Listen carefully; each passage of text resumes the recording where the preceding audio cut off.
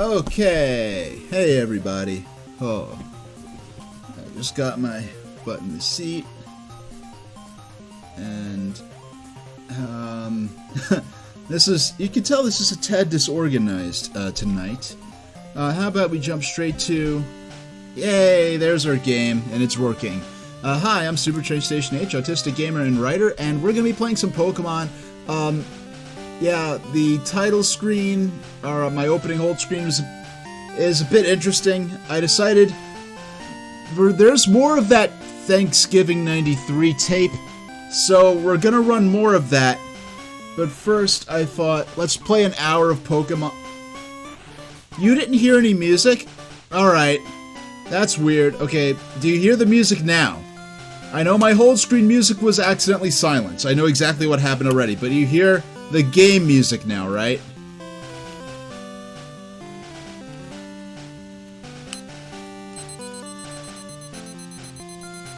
I'll wait till I get a response from chat before I go ahead.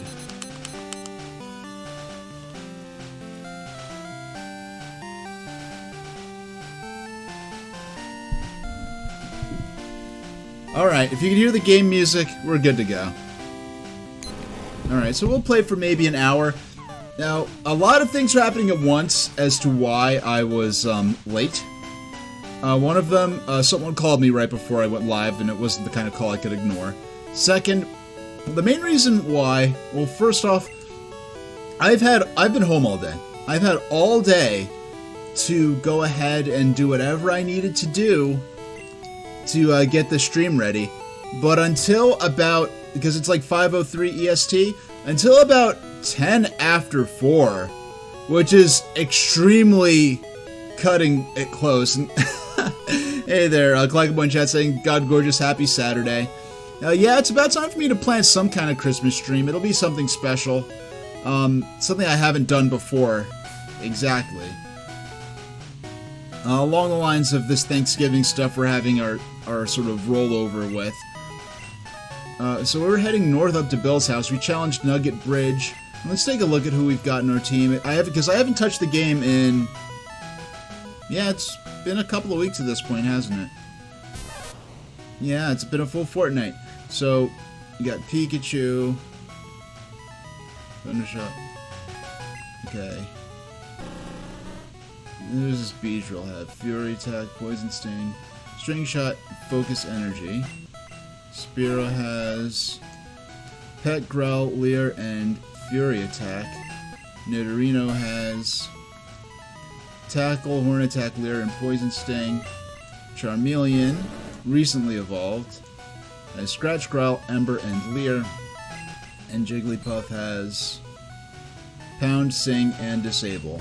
Kind of a only one not to have a fully filled out moveset, because Pokemon can learn up to only 4 moves.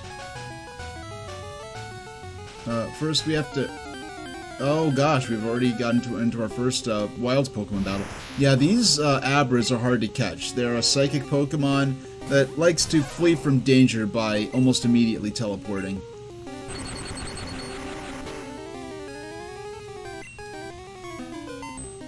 Yeah, there they go. True to their nature. Oh my goodness, oh! I was not expecting that. Yeah, right as I tried to talk to the guy, I saw your feet from the grass. Oh, okay. Alright, he is a trainer. Junior trainer wants to fight. If you saw the battles on the bridge, it's kind of cool that they're even spatially aware of the fact that this person in that position would have been able to see those battles take place.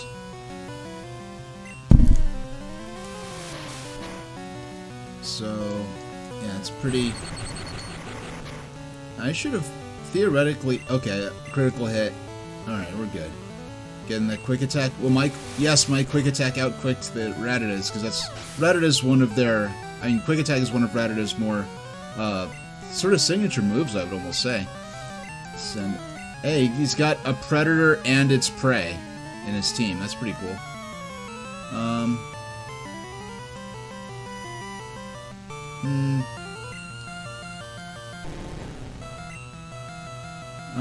I'm thinking, Yeah, I'm just thinking about the Lapras I want to raise later on in the game. Okay, Thundershock.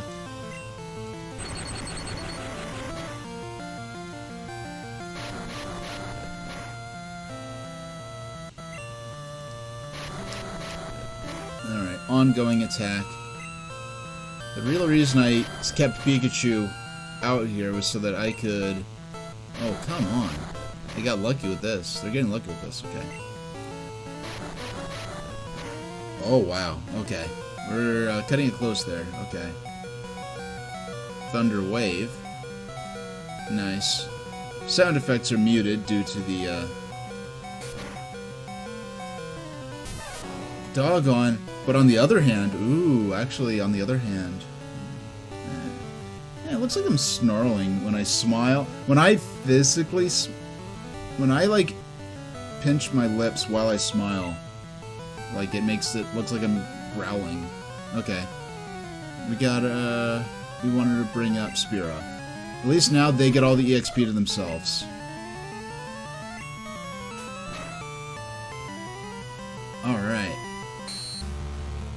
Yeah, and our defense falls, but we should be able to take them at this move, so I'm not worried about them losing too much HP.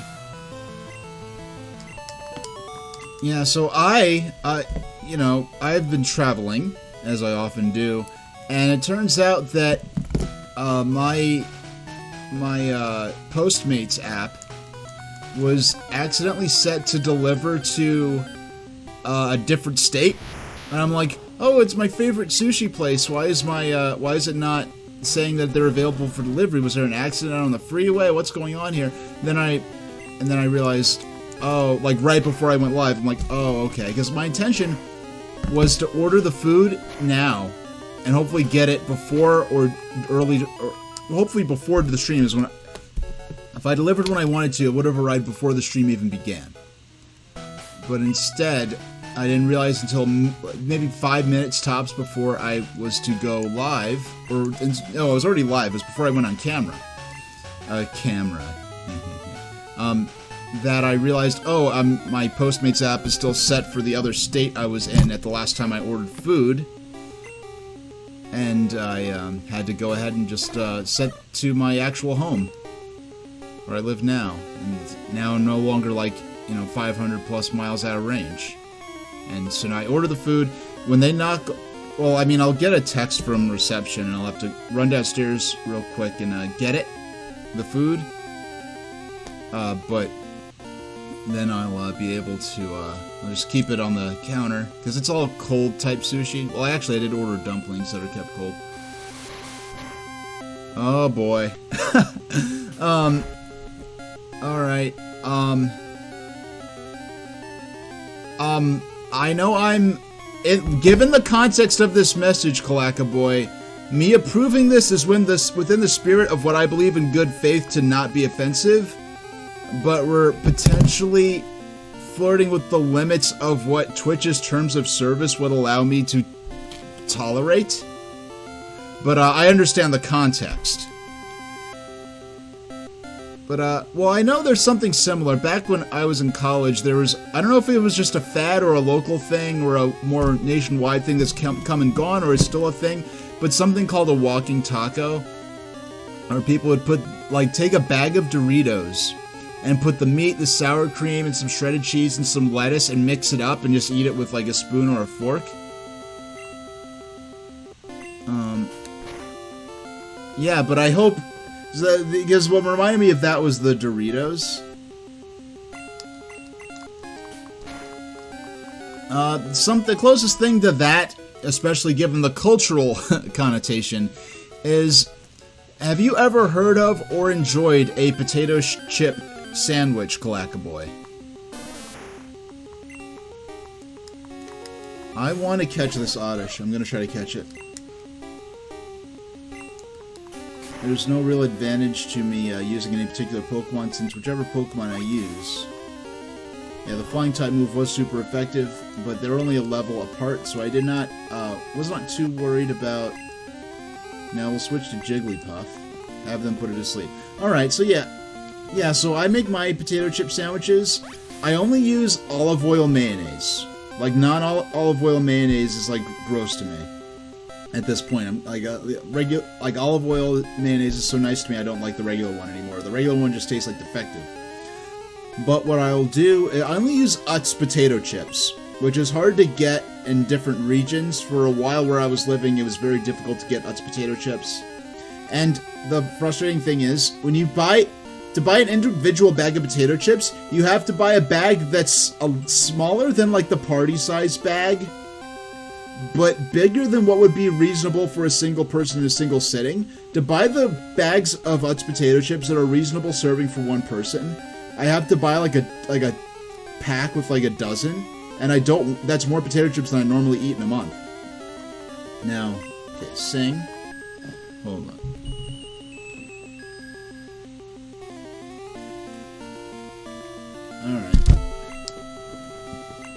Alright, now's our chance to throw the Pokeball. Okay, no. Item, Pokeball, go!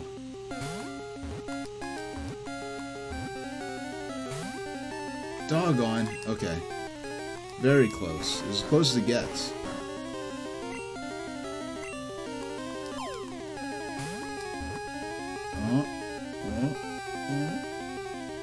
Yay! Oddish was caught. New Pokedex data added for Oddish. During the day, it keeps its face buried in the ground. At night, it wanders around sowing its seeds. Do you want to give a nickname for Oddish? No. Oddish was transferred to someone's PC. Alright. Let's actually go... Yeah, we don't have the bike yet, so we're stuck walking around.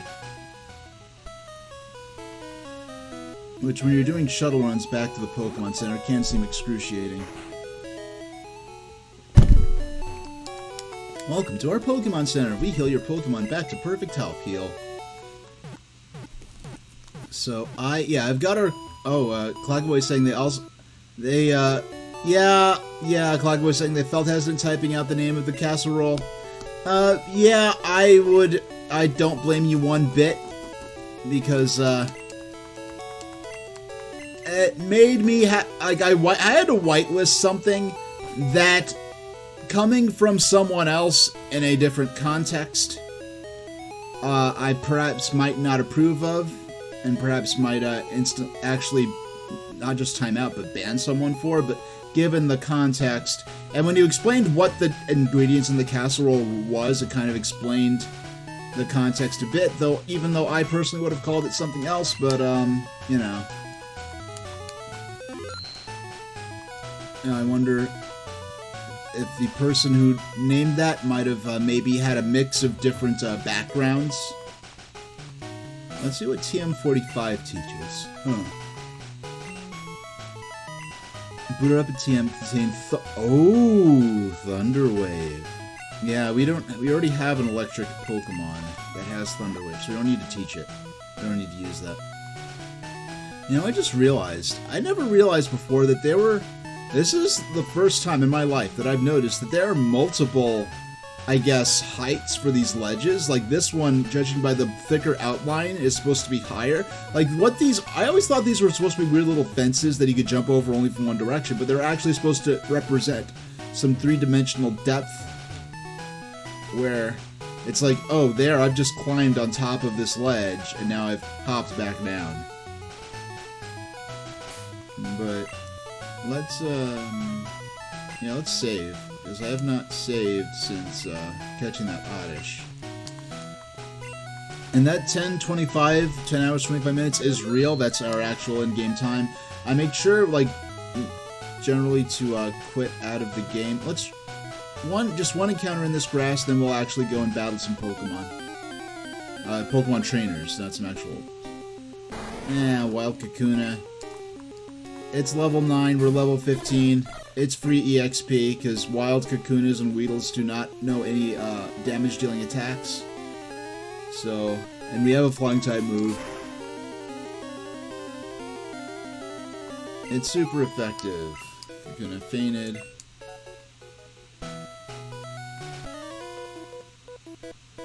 I just got down from Mount Moon, but I'm ready. Is this going to be a hiker? It's kind of funny, the Hiker in Gen 2 uses sort of the remix, like, creepy or evil trainer theme to represent, for their battle encounter music.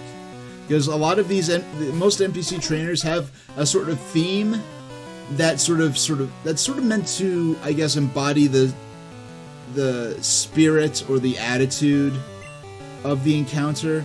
If it's like, you know, oh, it's one of those pretty girls, the lasses, it'll play a music theme that's sort of bubbly, and then if you fight a Team Rocket agent, it'll be like, da-da-da, so you're about to fight someone that's creepy, he's a bad guy, and he's creepy, you know, just kind of like, yeah, the Hikers use a lot of fighting, ground, and rock-type Pokemon. I forgot that flying was super effective against fighting, but he got a critical hit in.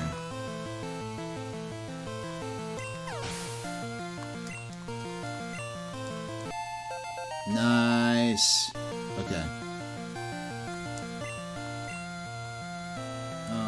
Will I change Pokemon? No. No, I will not. Okay. And swap them. Yeah, it's kind of interesting thinking of the fact that I don't have any water Pokemon, but yeah, we definitely don't want to use Pikachu for this. But I think if we, yeah, only recently did Jigglypuff learn any damage-dealing moves. Oh, it didn't work. But they're bulking up for defense. Nice, nice. Okay, that worked.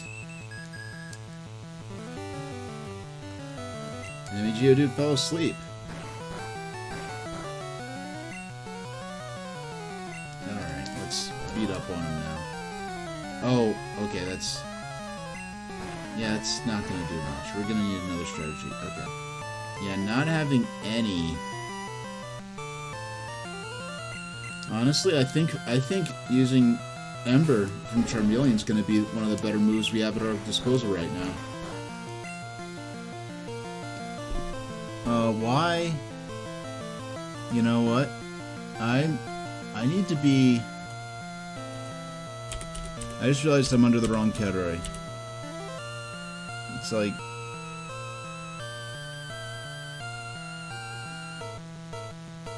There's a category called Pokemon. Wow, I didn't realize that there's just a franchise category for Pokemon. I did not realize there was a franchise category. Pokémon Red version. And then there's Pokemon Red and Blue with only one viewer. Actually, for the first time ever, I'm gonna try streaming under the I guess the franchise category. There's 998 viewers right now. Is this where most Pokemon streamers stream at? Okay, we'll see how it goes. Yeah, I was wondering, I'm like, I mean, it's a big freaking deal if I get even to half a dozen viewers, but it's normally more than 2. Alright, yeah, actually, yeah, even though it's not the ideal type matchup, my Charmeleon's Ember is one of the, I think, more effective moves I have at my disposal right now.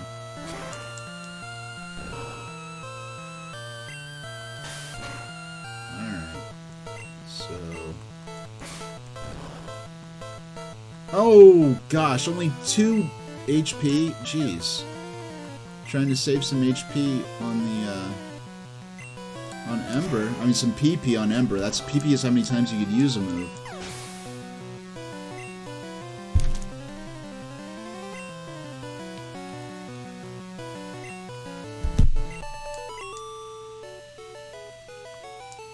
You worked hard. Well, thank you for the acknowledgement. Let's heal up. There we go, nearly ready to go again. Well, he's ready to go again, but nearly fully healed to boot. So look, when I walk into this person's line of sight, I think this is going to be like a junior trainer probably.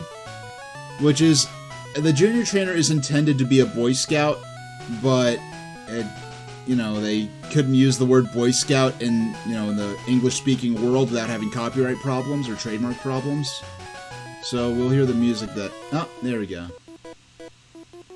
Local trainers come here to practice. Yeah, I noticed. Okay, it's a junior... No, it's a youngster. Youngster wants to fight. Youngster set out Rattata. Yeah, I think most Pokemon games... I don't know if the first Youngster Joey was in the original Gold and Silver, but I know since Hard Gold, Soul Silver, I've noticed a consistent tradition of Youngster Joeys in a lot of these games, but, thematically, given the creatures they are, like, Spearow would theoretically be a natural predator of Rattata, but flying-type moves are not super effective against Rattata's type, which is normal. Doggone, jeez! Okay, that was not how I expected that to go. Oh, more EXP for Beedrill then. What gets me is that... Yeah, there's still... I still don't have access to revives, which is very annoying, because now I have to go all the way back. Might as well change out to Pikachu. Yeah, I have no way to revive. If I want to keep training Spearow, I have to go all the way back to the Pokemon Center. Alright. They should take out like half their HP, or more. Actually, yeah, it turned out to be way more. Now, mind you, I did say that or more after the HP was already going down, but not quite before I guess my brain registered the fact that it was down far enough.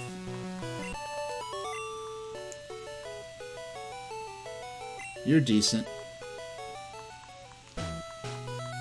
All Pokemon have weaknesses. It's best to raise different kinds. Yeah, the fact that I don't... I know, I wonder yeah, considering I didn't pick Squirtle, it's gonna be a while, because you can get...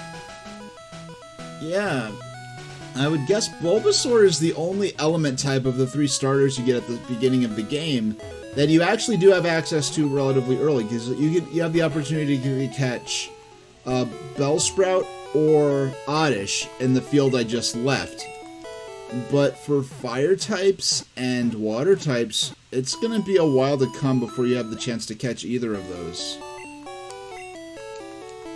In fact, I can't just thinking right now, the earliest opportunity to have a fire-type Pokemon, aside from your starter, might be to get an Eevee and evolve into Flareon. I can't even think of what fire Pokemon are available, because when I think of fire Pokemon, I think of them being in the lab in Cinnabar Island, which is a very late-game area.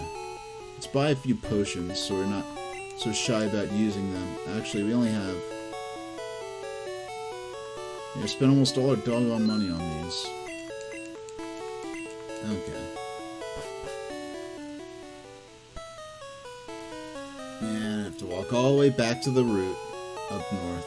We're going to Bill's house right now. Now, Clackaboy is saying Fantasia Neo Dimension by the creator of Final Fantasy, and also including music by Nobuo Uematsu, who has just been released for Switch, is on your Christmas list, Clackaboy says in chat. Hey, I'm glad. That sounds... I was passively aware of this project, and it's really great to see that both of those creators are still at work. I know Nobuo Uematsu says he's kind of quasi-retired in terms of doing, like, a full soundtrack discography for, like, a mainline Final Fantasy. Like, that's not something he, like, says that's something that's... his days of doing that are over. But I know he's worked on a lot of smaller projects doing guest stuff and cameo tracks here and there. You're gonna see Bill. First, let's fight. Honestly, like, after this, like, I'll be honest, if I could stream, if it was in the cards for me to stream 3 or 4 days a week, or even professionally, with what I have in my collection, physically and digitally, I'd still have a lifetime of games to stream. And so, like, with my current audience and with my current lifestyle. Like, part of the reason this time around, yeah, we're gonna wanna put you to sleep super fast. With my, like, part of the reason I took so long to get ready, because I didn't have any obligations today. I was at home all day. But part of, for me, was I spent until about 10 minutes after 4, so with less than an hour left to prepare for the stream, I've been working on barrier aggression. I don't know if I mentioned that name, barrier aggression. That's the name of my, that's the name of my autism, my new autism video series that I've been working on, that I did the sort of teaser of a number of months ago. I've been working on that project nearly every day since then. Yeah, I guess we're gonna have to rely again on Charmeleon. Yeah, 3 times a week would be awesome, but there's only so much, and I don't mean to complain. I don't want this to sound like a complaint. It's incredible that I have people watching me, like, at all, whether they're active in chat or just, you know, viewing passively. It's like an honor. There are so many people who've worked so much harder than me and haven't gotten as far as I have, but given the amount of time and effort and planning it takes to do a stream in a way that I feel satisfied with, being worthy of my viewers' time and that I'm proud to put my name to, I really can't. It's going to be hard for me to justify 2 or 3, 4 or, you know, 3 to 5 hour streams a week if it's not a source of income. And I'm honored to be supported with tips and subscriptions that go a small way to paying off, you know, I guess my base expenses. But I can't imagine a world where I'll ever make back even my initial investment from back in 2020, because, like, if it was not for streaming, I would be using nothing but 5-year-old streaming PCs with, like, refurbished old refurbished old, like, office PCs with running free versions of Linux, because all I do is browse the web and write and do music. If it was not for Twitch, I would have a absolute bottom of the line computer, something that I could probably get for $100 or less. If it were not for streaming, that would be my commands. I'm on my second streaming PC now, because the video card of my first one died, and my video card, even my first streaming PC was a gaming PC, a budget gaming PC that was built from a refurbished office PC. Yeah, it's amazing how even I try to see how much leeway I can get with Scratch, but even using an elementally weak attack. Oh, but how I got into talking about games I'll be streaming, how many I have years of games left to stream. I'm interested in streaming, as far as Game Boy goes, I'm interested in Final Fantasy Legend, which is the oldest RPG I ever played, which I actually played very shortly after Pokémon.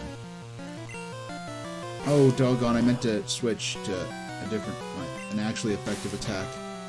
Ooh, this might...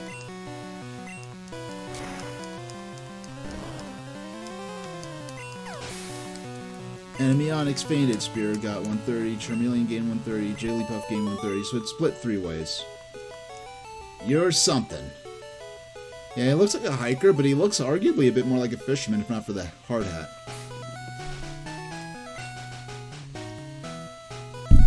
Alright, so... item... Nah, we're gonna hang in there a little longer, actually. Dad took me to a great party on the SS Anne at Vermilion City.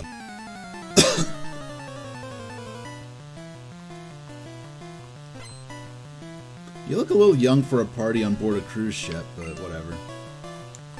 Youngsters sent out Slowpoke. Go Spearow. I love Slowpoke's Gen 1 sprite. This is the first time I've seen it in many years. I forgot how much I love Slowpoke's Gen 1 sprite. Yeah, so... drop their attack. Critical hit, of course. Let's send out Pikachu? Yeah, we'll paralyze them maybe.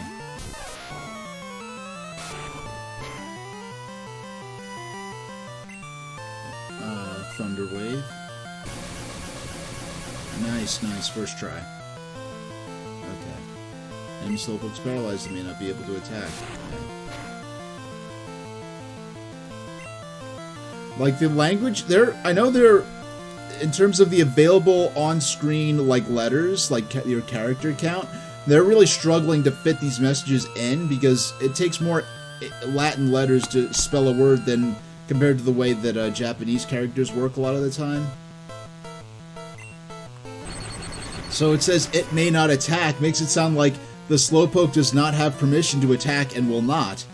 Instead, it means that what they ideally probably would have said was, it may not be able to attack.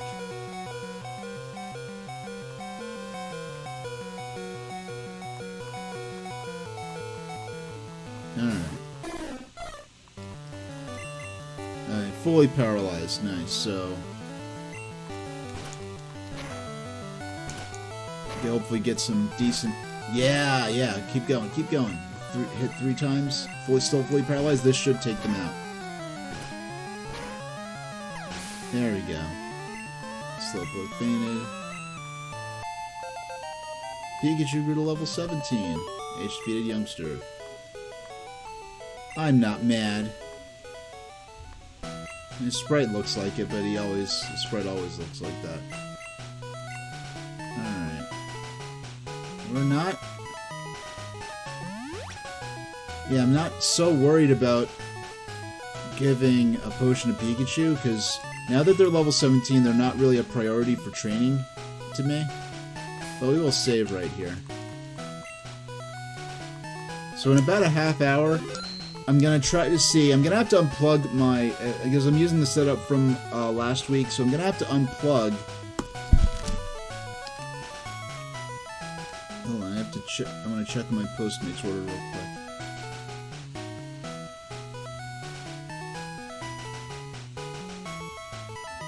I have unlocked a free lottery ticket. Alright. They're trying to hook me on Gamba.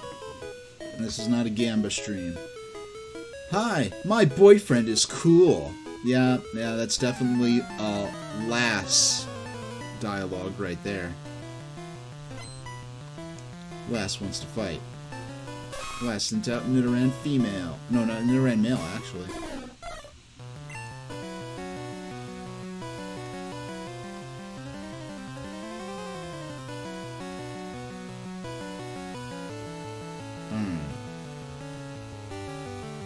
So, pack, growl, here.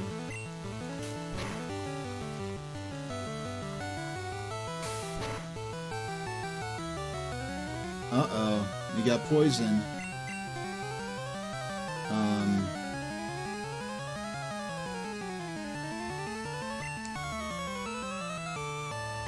Yeah, it might be better to...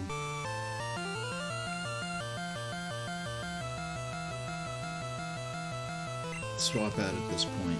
Yeah, I had to think about... I really did have to think about that. And we never use Leer. Their defense fell. Okay. Put you to sleep first.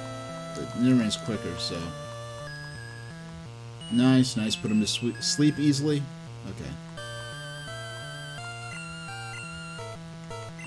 And we start beating up on him.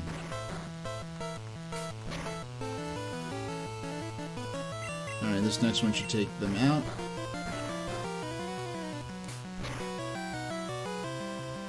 Good, they didn't wake up.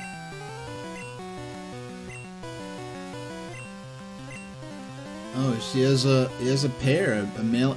Ah, I like the other one that is the last. It says, "Oh, I have a cool boyfriend happens to have a male and female Nidoran." Okay.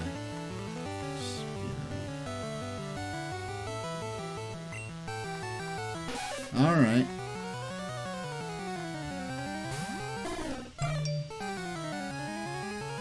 Alright. Hey, I'm gonna have to be a minute. Looks like the order just showed up. So I'm gonna have to, yeah, I'll be right back. It'll only take a minute.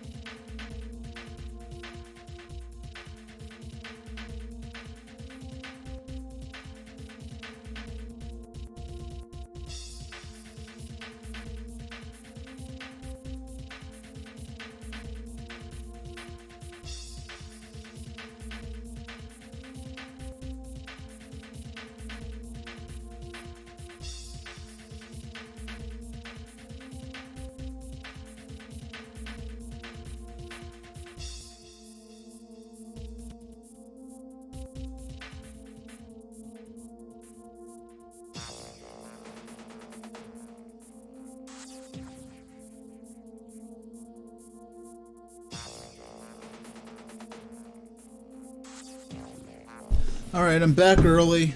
That didn't take long. No one else is using the elevator, so I'm back. I hope... Wait. Why wasn't the music playing? That sucks. Sorry. Alright. The music's being weird again. Alright, so... Alright, we're back. Alright, I'll be eating my food after the stream.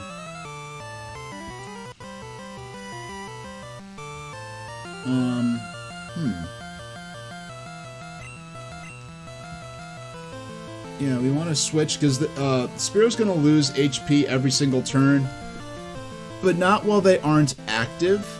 So if we switch out, we'll do the same thing, switch out to Jigglypuff. Sleep, hope it sticks. Hope it works and sticks, and then beat up on him. Ah, not this time. Okay. Oh, I ordered some sushi. Oh, well, I guess I ordered from a sushi restaurant, but I ordered some vegetable dumplings and a couple of onigiri. And there we go. Oh, this is going to take a minute. Actually, now might be a good time to antidote.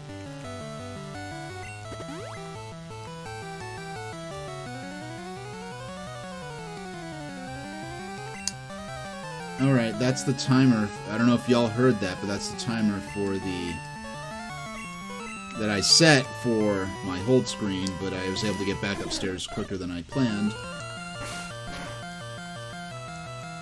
And... yeah. Yeah, unfortunately I didn't stay asleep, but... and... yeah, we should be done with this in a couple of turns. They're both dealing rather significant damage to each other, so it's a bit of a race at this point. Okay, we got it. We got this. And knockout. Nice, okay.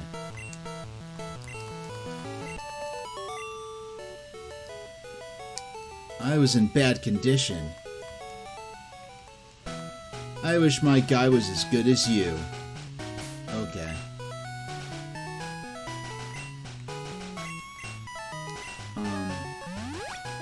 Yeah, let's give Spearow Potion and Jigglypuff.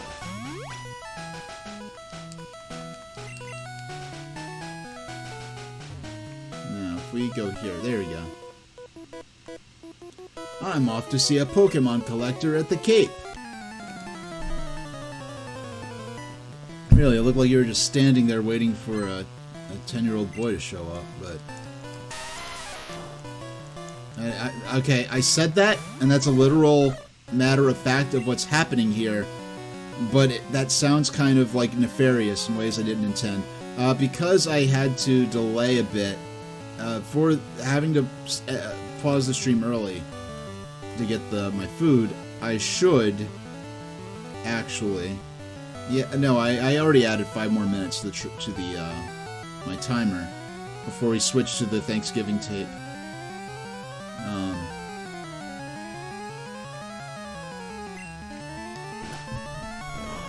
Oh yeah, that's not.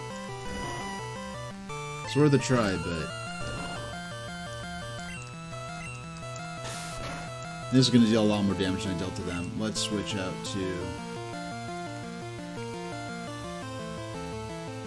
yeah, let's switch out to Charmeleon. Given that how much of a disadvantage you have going early on against Brock, having with your Fire-type Charmander, it's fascinating how, I guess, quickly you get strong enough that the mere... hey there, Azurest. Azurest saying happy, happy, joy, joy. Yeah, well, I had to go ahead and put the stream on a break for a minute just so I could go downstairs and get my the sushi that I ordered that I'll be enjoying after the stream. So Azurest, I got a surprise for you. In about 27 minutes, I'm popping in the Thanksgiving tape again for more Thanksgiving stuff, but only this first part here. Only the Pokemon part's actually gonna get uploaded to YouTube. Yeah, he actually sustained a burn, which is not something I forgot that Ember was even capable of inflicting a burn.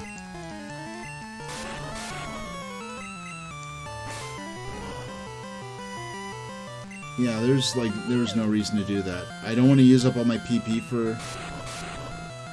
yeah, Azure saying cool. Yeah, I knew you'd like that. I mean, Geodude fainted. Oh, another Geodude, okay. I mean, why fix what ain't broken, right? Okay.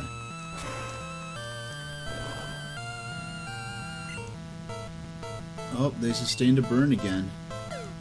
I was going to switch to Jigglypuff, have him put it to sleep, but there's no point now. Actually, what is the most...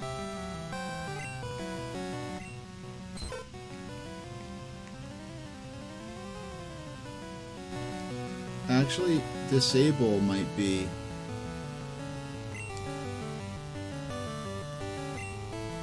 I just want to swap them out just to spread the EXP around, having my Pokemon gain more EXP.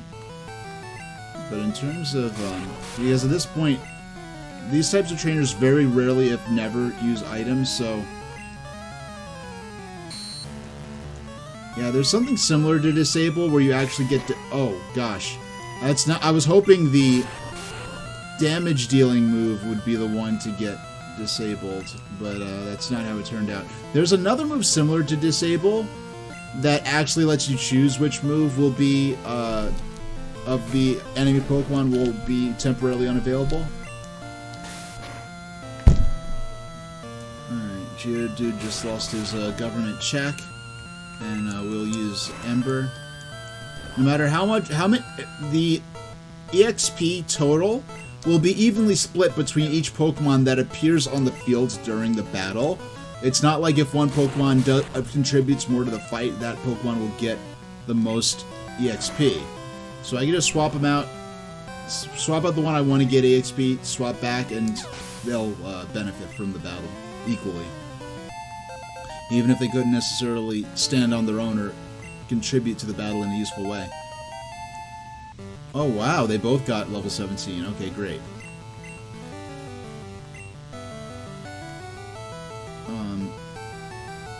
Yeah, let's switch to Spearow now that we're facing a fighting type. You know, Machops, like, sprite makes it look like it has gills. Fury? No, we want Peck. We want the...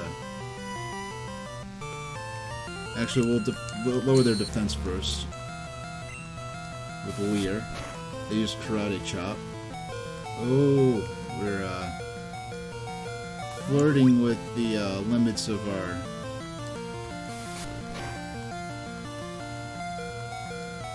Why does this keep critting? Okay. I don't even care if Pikachu gets knocked out here. No, I didn't want him to get knocked out that fast. Doggone. Okay.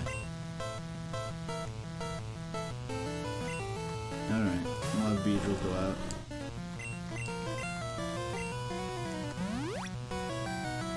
I'll use a couple.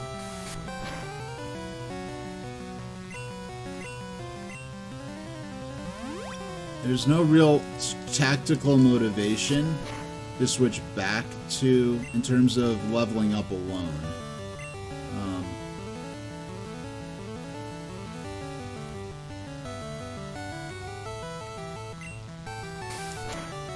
Hopefully this deals poison. No, it did not actually inflict poison.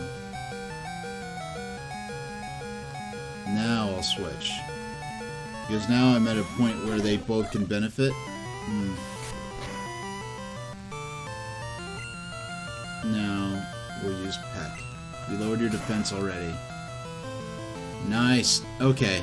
That went exactly as I was hoping.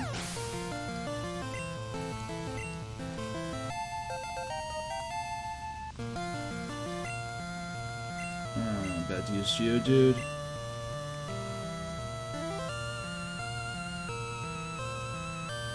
Yeah, we'll send out Beedrill. And immediately withdraw them and send out. Okay. Charmeleon will take care of the rest of this.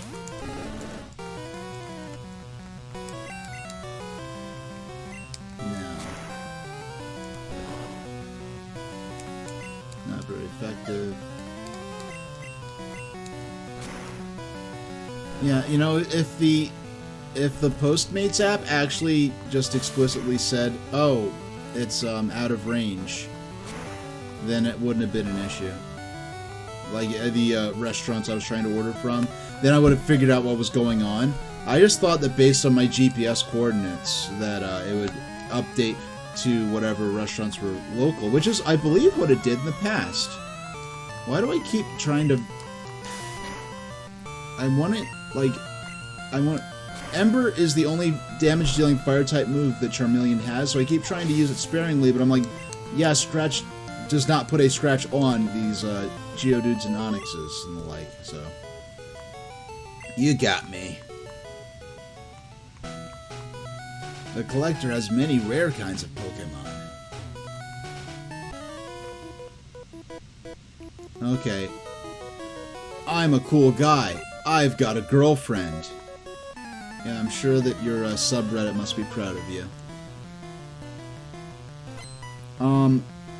This little I don't think you're the girlfriend, I mean the boyfriend of the lass I was talking to before, because I think this little Boy Scout kid is a little too young for that. For her. Okay. She definitely strikes me as like an older teen, whereas this is like more like a little kid my age.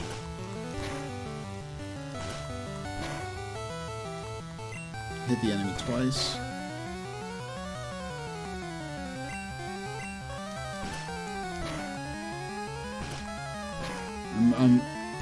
Yes! Okay, great. Awesome, awesome. Okay. I gambled on that, and it worked.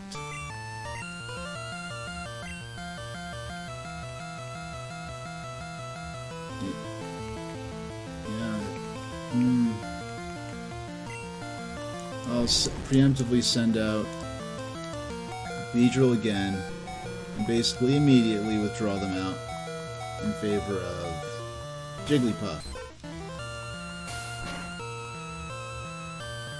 And put him to sleep. Oh, they used Wrap for, I think we're tied up for a minute, literally so. It's gonna last a few turns.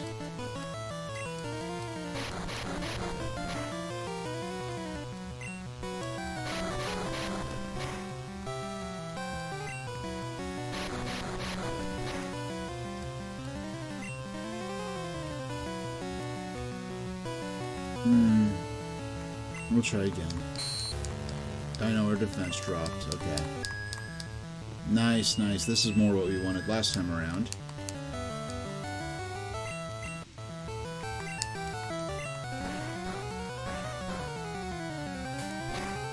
And up.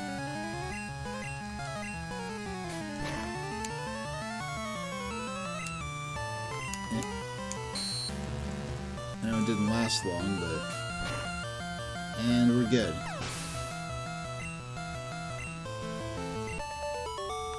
You defeated the junior trainer. Aw, darn. Oh well, my girl will cheer me up. If I needed to walk down here. Because if I walk down here, he would have walked down far enough that I could get around him, and this person is mute that we're playing as. So we don't have the option to ask him to get out the way so we could walk in and get the item. And we need a Pokemon that could use Cut to get past that bush. So, right now...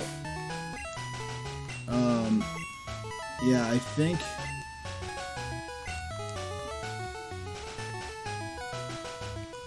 we're gonna have to, at the very least... I think we have to defeat that girl to get through.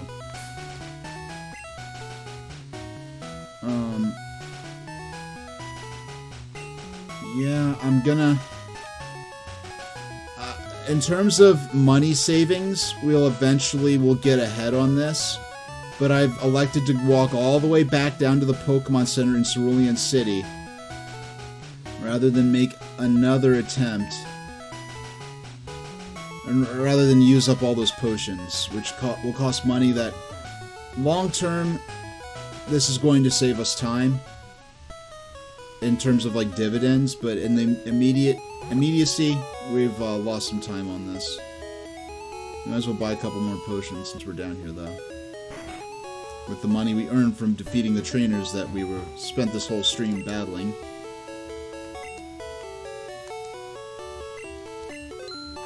Ujute. Okay, there we go. I forgot what these people say. Use Repel to keep bugs and weak Pokemon away. Put your strongest Pokemon on the top of the list for best results. Okay. You're just telling us how repels work. I don't even think he sells repels, though. We certainly need him before we went into Mountain Moon, but it's too late for that. Gameplay-wise, I don't think we have any reason to go back into Mountain Moon other than to try to catch a Clefairy.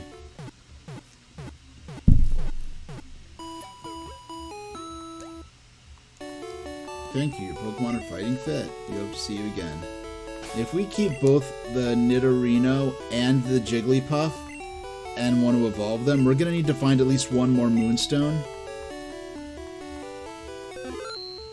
There you go. So yeah, I'm very excited about this video project. Where I'm at a point where in the project where I may or may not be with, it might be tomorrow or Monday, but I'm getting close to actually starting to film for this project. In fact, for all I know, I could end up filming tonight after the stream. It depends on what I do after I finish eating or how I feel. Yeah, there'll be some things I want to film before I film like actually doing the main script. But the sort of method is probably going to be somewhat around similar to what I did for the Buck Angel interview with Amber, who I will be discussing pretty extensively, especially in the first several. Well, now that we're healed up, actually, we're going to switch. Oh wow, I didn't realize you could switch a Pokemon with the spot it's already in. And bring Nidorino up top. There we go. I knew I had to fight you. You didn't even see me. You're staring straight ahead the opposite direction. Okay. Youngster wants to fight. And Ekans. I'm gonna send out Beedrill. We had a bug and poison against a poison.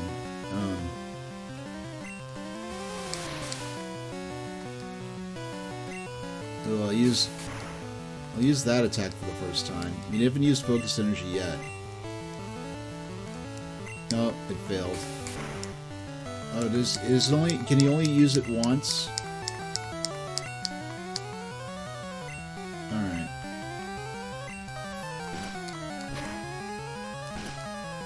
Was I supposed to...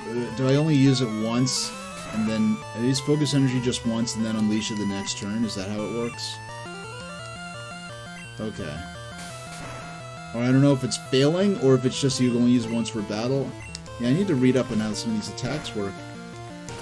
Yeah, this is the first time in a while that I'm actually skipping the magazine section. But that's because we're doing the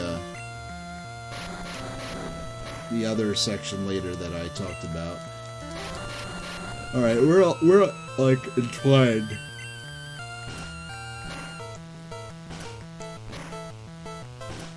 Alright. Yay, we got him. Okay. Yeah, it's kind of random how many times that hits.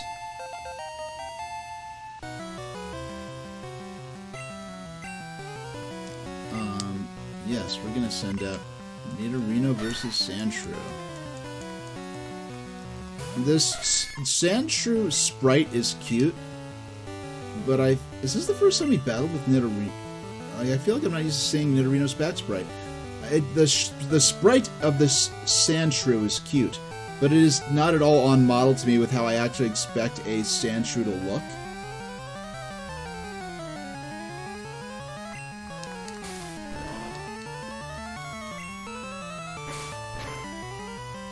Alright.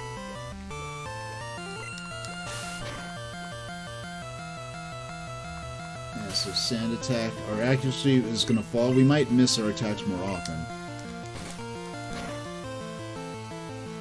Yeah, there we go. One or two more.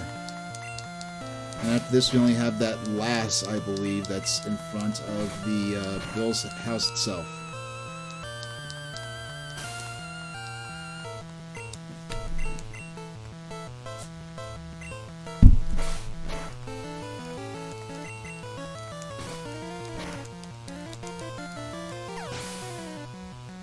New Sandshrew fainted. Alright.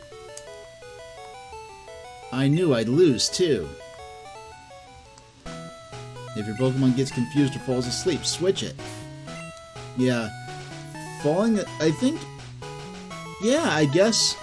I forgot that switching out cures falling asleep as well as confusion. Okay. Now...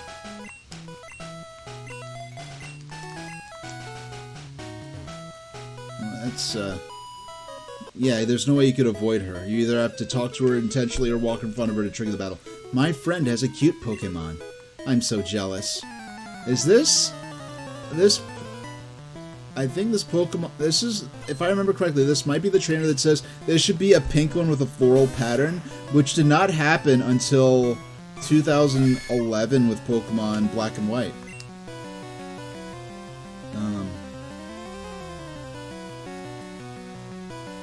Yeah, we'll use Leer first. Drop your defense. Oh, you're gonna be a little parasitic against us, huh? Bam. Yeah, I think that's the Oddish's only damage-dealing attack.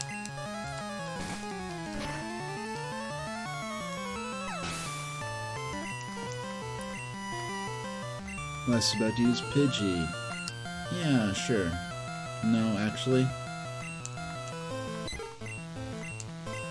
Now we'll send out Pikachu. Spread the EXP around a little bit.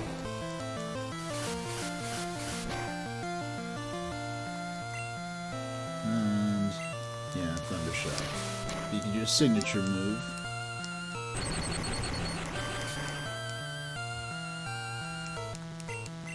And get in this quick attack and knock it out before it deal any more damage.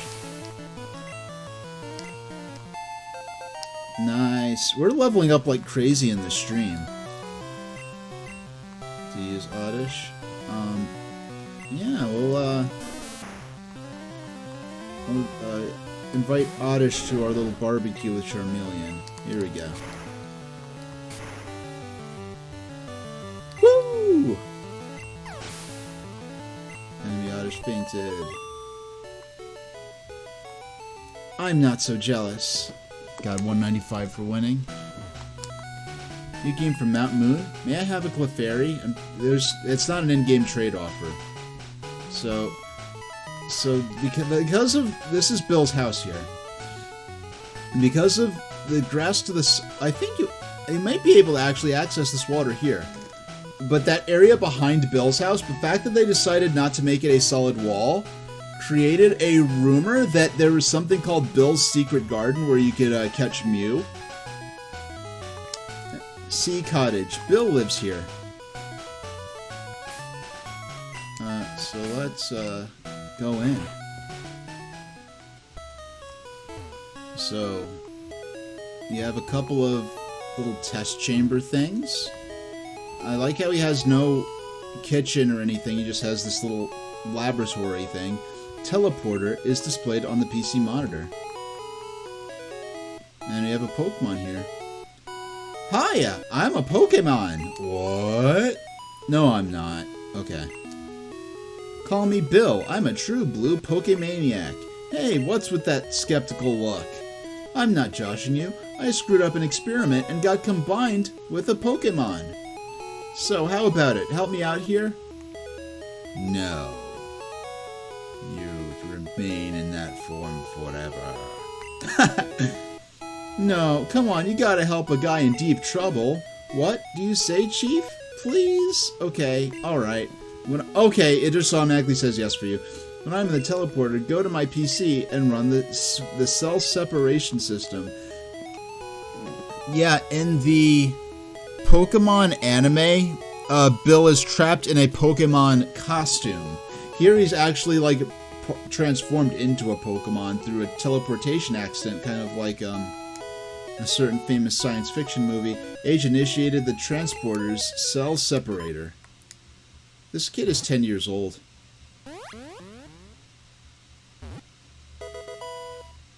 Da-da-da-da. And no, we never get to see the Pokemon that he was accidentally combined with. Yeah, thanks, bud. I owe you one. So, did you come to see my Pokemon collection? You didn't? That's a bummer. I've got to thank you. Oh, here, maybe this will do. H received an SS ticket. That cruise ship SS Anne is in Vermilion City. Its passengers are all trainers. They invited me to their party, but I can't stand fancy dues. Why don't you go instead of me?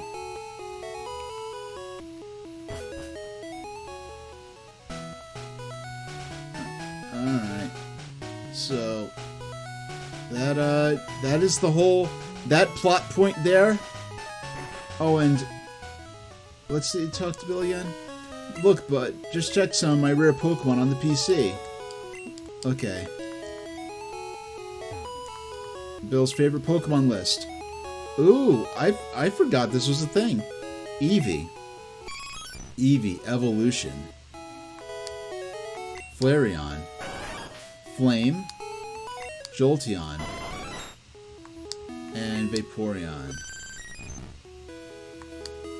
Yeah, you only get one Eevee in the game, and you have to choose what you'll evolve it into. It has 3 forms in this game, eventually another 3 more that were added. No, 1, 2... No, another 5 more were added later on. Okay. And the fact that, like, I remember, like certain Christian websites saying, like, Eevee is the most evil of all Pokemon because it can evolve into 3 different forms. And it's like, the fact that you see the spontaneous magical transformation of individual creatures and think, aha, they're teaching biological evolution to our children with this evil video game, shows that you know absolutely nothing about evolution to begin with. Absolute clown show. But people are free to believe what they want. But when people start, you know, imposing their views on others and being closed-minded and limiting the experience, like completely benign experiences that people can be exposed to, then that's a little different. But I think because I looked at those those Pokemon on Bill's PC, I think they're now added to my list of Pokemon that I've seen, but not that I've caught.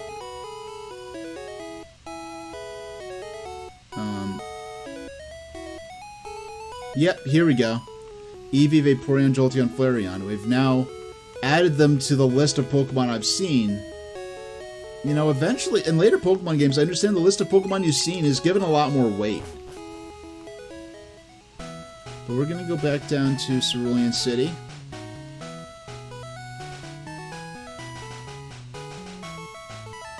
Yeah, we have this back passage we can access now and skip all this. Now we're on this other passage to the east of Nugget Bridge.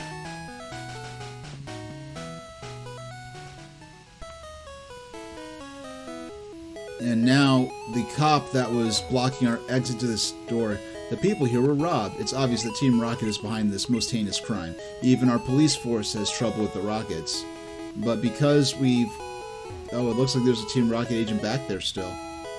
Looks like the cops are kind of sleeping on the job, but Team Rocket agent is standing around in plain sight while you talk about how you have so much trouble with them. That house there that the cop was guarding that house is the only way out of Cerulean City through the rest of the map. Which is like in my childhood home growing up, my bedroom doubled as a hallway, which was interesting. So when my grandma wanted to go to the kitchen, she had to walk through my room. That's those weird housing arrangements you start seeing in the big city where space is at a premium. But first, let's buy a few potions. And how many Pokeballs do we have? We only have 3 Pokeballs. Yeah, but we have 6 potions. You used 1 antidote. We have 2 antidotes left. Actually,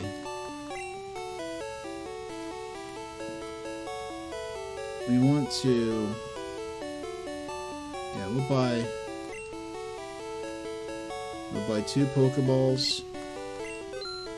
And for the rest of our money... And we could buy 1 more antidote. And we are effectively broke at this point. But what I'm going to do, and preemptively, in preparation for next week's stream, where we'll be playing more Pokemon. And I expect next week's stream is going to be a normal stream, but we're going to... Alright. So we're going to... Oh, we're going to deposit. Actually, no, we have to change the box first. When you change the Pokemon box data will be saved. Yeah, it's very limited. You have to like save just to change boxes. So we'll deposit for now. Let's deposit Jigglypuff. And we'll change boxes back to...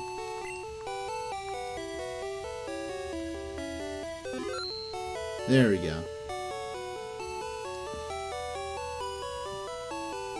Clagaboy saying, so I had a direct path to the kitchen for any late night snacks? Yeah. I guess you could put it that way. Yeah, like right outside the southern door to my bedroom was like, you open the door and you were right in the kitchen. Like, you would enter in, like, well, first off, Human H doesn't live in this house anymore. And I know that in real life, that house has been rearranged internally following the events of Hurricane Sandy. Me and Lunarian H, Human H and Lunarian H would have grown up in the same house, but I know, Lunarian H might still live there and it might still be arranged as they were. So I'm sort of speaking out of character here a bit, but, so in the southern, you walk in the door, you are in the dining room, or rather the little space where there's a table for eating at. There's a little nook of a kitchen, and to your right is the door to my room, which then has, and the other end of that room, and it's not like the room is narrow, it's just a normal size square room, but on the other end of the room, right at the foot of my bed, is the door to my grandmother's room. And the other way is the way to the living room, and the only actual proper hallway in the house, which was not so much a hallway, just more like a little tiny, like, we called it the hallway, but it was, you could barely consider that a hallway, but that's where your bathroom was, and that's where my parents' bedroom was, and then from that was the kitchen, was the living room. My parents' bedroom was where the tape we're about to watch would have been. We're gonna take out our Magikarp. We do not want Magikarp to be... Okay, good. It's at the bottom of the list. We have plans for Magikarp that will pay in dividends. Yeah, it's funny. By the time I was old enough to go in the fridge for myself and to get snacks for myself, I was basically old enough to be entrusted to, like, listen, you're tall enough to get in there, just don't eat all the cookies. So it's not like I had to sneak in. Like, if I woke up, you know, and wanted a drink, you know, I could have one growing up, but... Yes, I have to save the game twice, it's a compulsion. So, what I'm gonna do now, I have to get up. I'm gonna be quiet for a minute while I mess with I had a bunch of root beers, and, yeah, it had a whole bunch of root beers, and, like gummy snacks, like Pokemon gummies, Bluey gummies. So the joke is, because, you know, the furry conventions are infamous for, like, having really wild room parties with lots of interesting stuff in them. And so the joke, I took a picture and sent it to my friends. It's like, hey, am I doing this? Is everyone going to come to my room party now? And it was just, like, me with, like, actual soft root beer and a bunch of, like, kids' gummy fruit snacks. And really it's saying, like, but H, they are the Eldritch entity. Yeah, well, after seeing what Human H went through with that advanced controller fellow, it's going to take a lot to impress me as far as Eldritch entities go. So let's take a look at here's our Pokemon lineup. We should be broke. Yes, I spent all my money. Now, really, it's saying they finally met a guy with a fursuit that had a vape module built into the maw of his headpiece, and he hotboxed inside it. Yeah, if I ever get a fursuit, that's not gonna be what I'll be doing with it, but Yeah, so this, Officer Krupke here finally stepped aside from this robbery victim for some... I can't believe... Now check this out. I can't believe the house that happens to be the only way out of Cerulean City going south ended up getting robbed. But... Yep, Officer Krupp, you know, see, Relia, you know the deep lore. You know the deep lore. You know he's... Hey, Officer Krupke. Krupp, you. Their way into... Okay. Team Rocket must be trying to dig their way into no good. Those miserable rockets. Look at what they did here. They stole a TM for teaching Pokemon how to dig holes. That cost me a bundle, that did. He says that like how you expect like Robbie Coltrane as Hagrid to talk. Oh, hi, obviously evil character. You're doing a great job maintaining your cover here. Will he look towards me? I want to see if the battle automatically triggers if he looks towards me.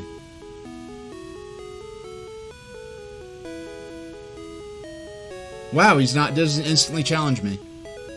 Hey, stay out. It's not your yard, huh? Me? I'm an innocent bystander. Don't you believe me? Alright, here we go. Yeah, so, for those who saw my previous autism-related video with Amber, who was on Buck Angel's podcast, this time around, I'll be doing this using my well, what do you see here? My Lunarian H VTuber avatar. Oh yeah, so we were talking about your friend's fursuit, Reliet. Yeah, I really don't think, ironically, that I'd want a fursuit of Lunarian H. I don't. Because in my sort of perception of Lunarians and Lunarian H as a character, like, Lunarian H is more of a person than a creature. And the types of fursuits I like, or would be interested in creating, are more of the creature-monster type of thing, as opposed to a representation of a character that would exist in a modern industrialized world and would be effectively a human. Like, I would want a fursuit of a character that if they actually existed and entered our world through a portal and you shot them, you might get charged with animal cruelty, but not with murder. Yeah, I see you scripting out that whole routine between, our trainer and the rocket agent. Really?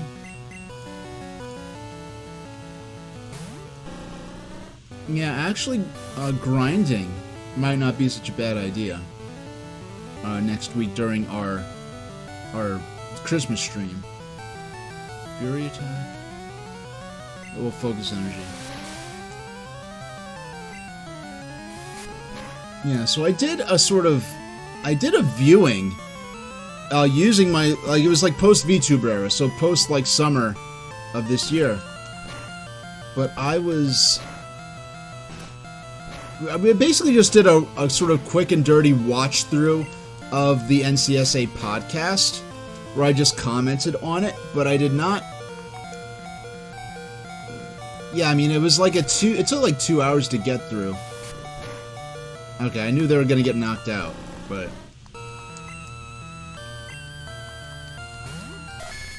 Now, Clackaboy's saying, did I get a chance to check the link about a Cracker Barrel in Maryland? Oh, oh yeah, they, wasn't it a whole... Well, wasn't it, as I understood, an entire bus of disabled children that, got turned away? Because I know there's different experiences that, get, various people with autism and other disabilities out into the community and experience things and learn how to function to whatever extent they're able to, and get used to the sights and sounds of different things they may see and here. But, yeah, I heard they... I'm glad the main company is, Alright, so they're both got knocked out. It looks like our Pikachu gets to take all the glory for this. Alright. And I know, like, sometimes, like when, at one point I worked in a supermarket, and you do need to, like, well, it was more of like a warehouse club, kind of, and, you know, where they used to give out all the food samples and stuff. You need to, like, when the group did that, you do, like, any groups in general, you do need to call in advance, and which seems to be been the case with this. And it's like, once they, I guess, maybe realized it would take more effort and energy than they were expected or prepared for, then they turned them away, which is messed up. But you have to do things like call in advance and say, hey, we're going to have a bunch of disabled people. Some of them aren't able to, you know, eat safe little samples of food like that safely. Like, for instance, if you gave them a sample that was served on a little cocktail toothpick, they might try to eat the toothpick. So you have to call in advance, let the, you know, them know to tell the samplers when this tour comes through, make sure you don't give them any food. You know, just even though they may all be adults. So there are certain considerations an establishment needs to be prepared for, but what sounds like what happened at this Cracker Barrel is really messed up. I think Cracker Barrel has a bit of... I don't know if it was as bad as with Denny's, which is something I was hearing about even, you know, growing up. You know, like, oh, like, we'll drive by Denny's, go somewhere else, because Denny's could be a dangerous place for people if you weren't white in the 90s. But, like, very specifically, like, there's, you know, confirmed reports of Denny's having, like, the Ku Klux Klan on speed dial, or just immediately calling the police if any, you know, black diners showed up. But I don't know if Cracker Barrel had a history like that, but I know they are very concerned with getting ahead of any tense incidences of discrimination or denial of service. So it seems like the company's doing the right thing and actually getting involved to make sure this doesn't happen again. Nice! There we go. Oh, stop! I give up! I'll leave quietly. Okay, I'll return the TM I stole. Oh, that's... I never took note of that before. I like how it says H recovered TM28. Not that the trainer received it and was just like, oh, I got the item. He recovered TM28. Very interesting. I better get moving. Bye. I figured what's lost is lost. I decided to teach Diglett how to dig without a TM.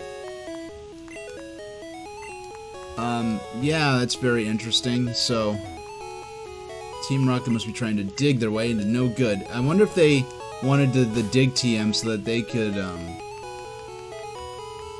let's see which of our... I'm gonna deposit this. Only Charmeleon is able to use it. That's not a move I'm interested in Charmeleon learning, so we'll just leave that alone. We will deposit the TMs we've collected. We're not going to use any of them right now.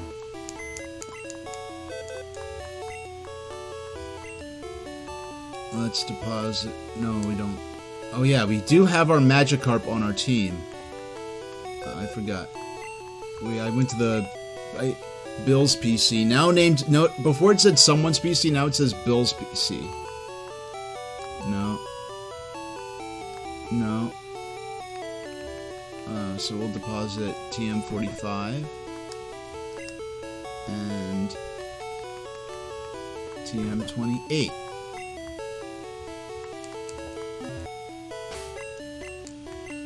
And we will restore our Pokemon with the nurse. There we go. Yeah, I'm spending so much time working on barrier aggression, and I'm up to the soundtrack portion of actually editing it. I'm just editing my different clips and images by like, okay, this clip needs to be a few frames shorter, a few frames longer. adjusting the volume levels of different clips, and actually getting to add the soundtrack. Now, I negotiated with an artist to license the use of some of their tracks, which is really great. This is the artist that has done some custom music for me before already that you may have heard on the... Actually, no. Gonna buy 2 potions. Nice. We have even less money, but I think the 2 potions are worth it. And now, we'll save the game and move on from Cerulean City. 11 hours into this already, and this 11 hours is actual gameplay. It's not just like, oops, I left the analog pocket sitting on the dock for like an hour or 2 here, an hour or 2 there. So let's add here, and there we go.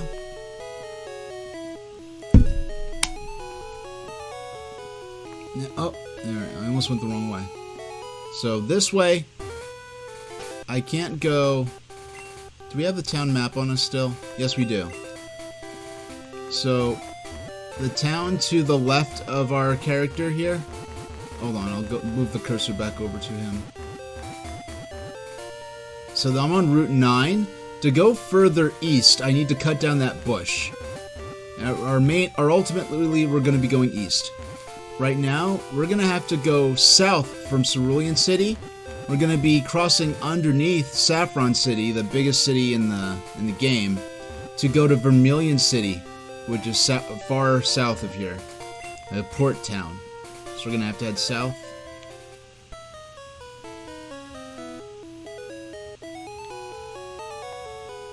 And we've now... Let's check it out where we're at again. Oh yeah, I forgot to reactivate Sodor lore reading. Kalakaboy, if you request Sodor lore reading, I can do that for you, manually. I will be able to. So, just say the word in chat. You get twice, once now and once like an hour after the end of... But yeah, you can manually. Next week I can't do Sodor lore reading because it complicates the videos and stuff. That's why I had it deactivated.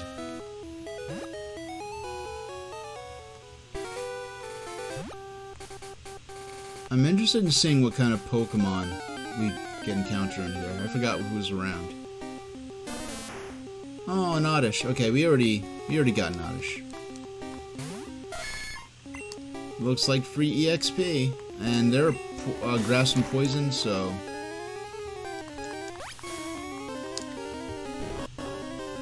Sodor lore, please. Uh-oh. Uh-oh. It's time for Sodor lore reading. Okay. I just got to... Hold on. Just gotta press the button. There we go.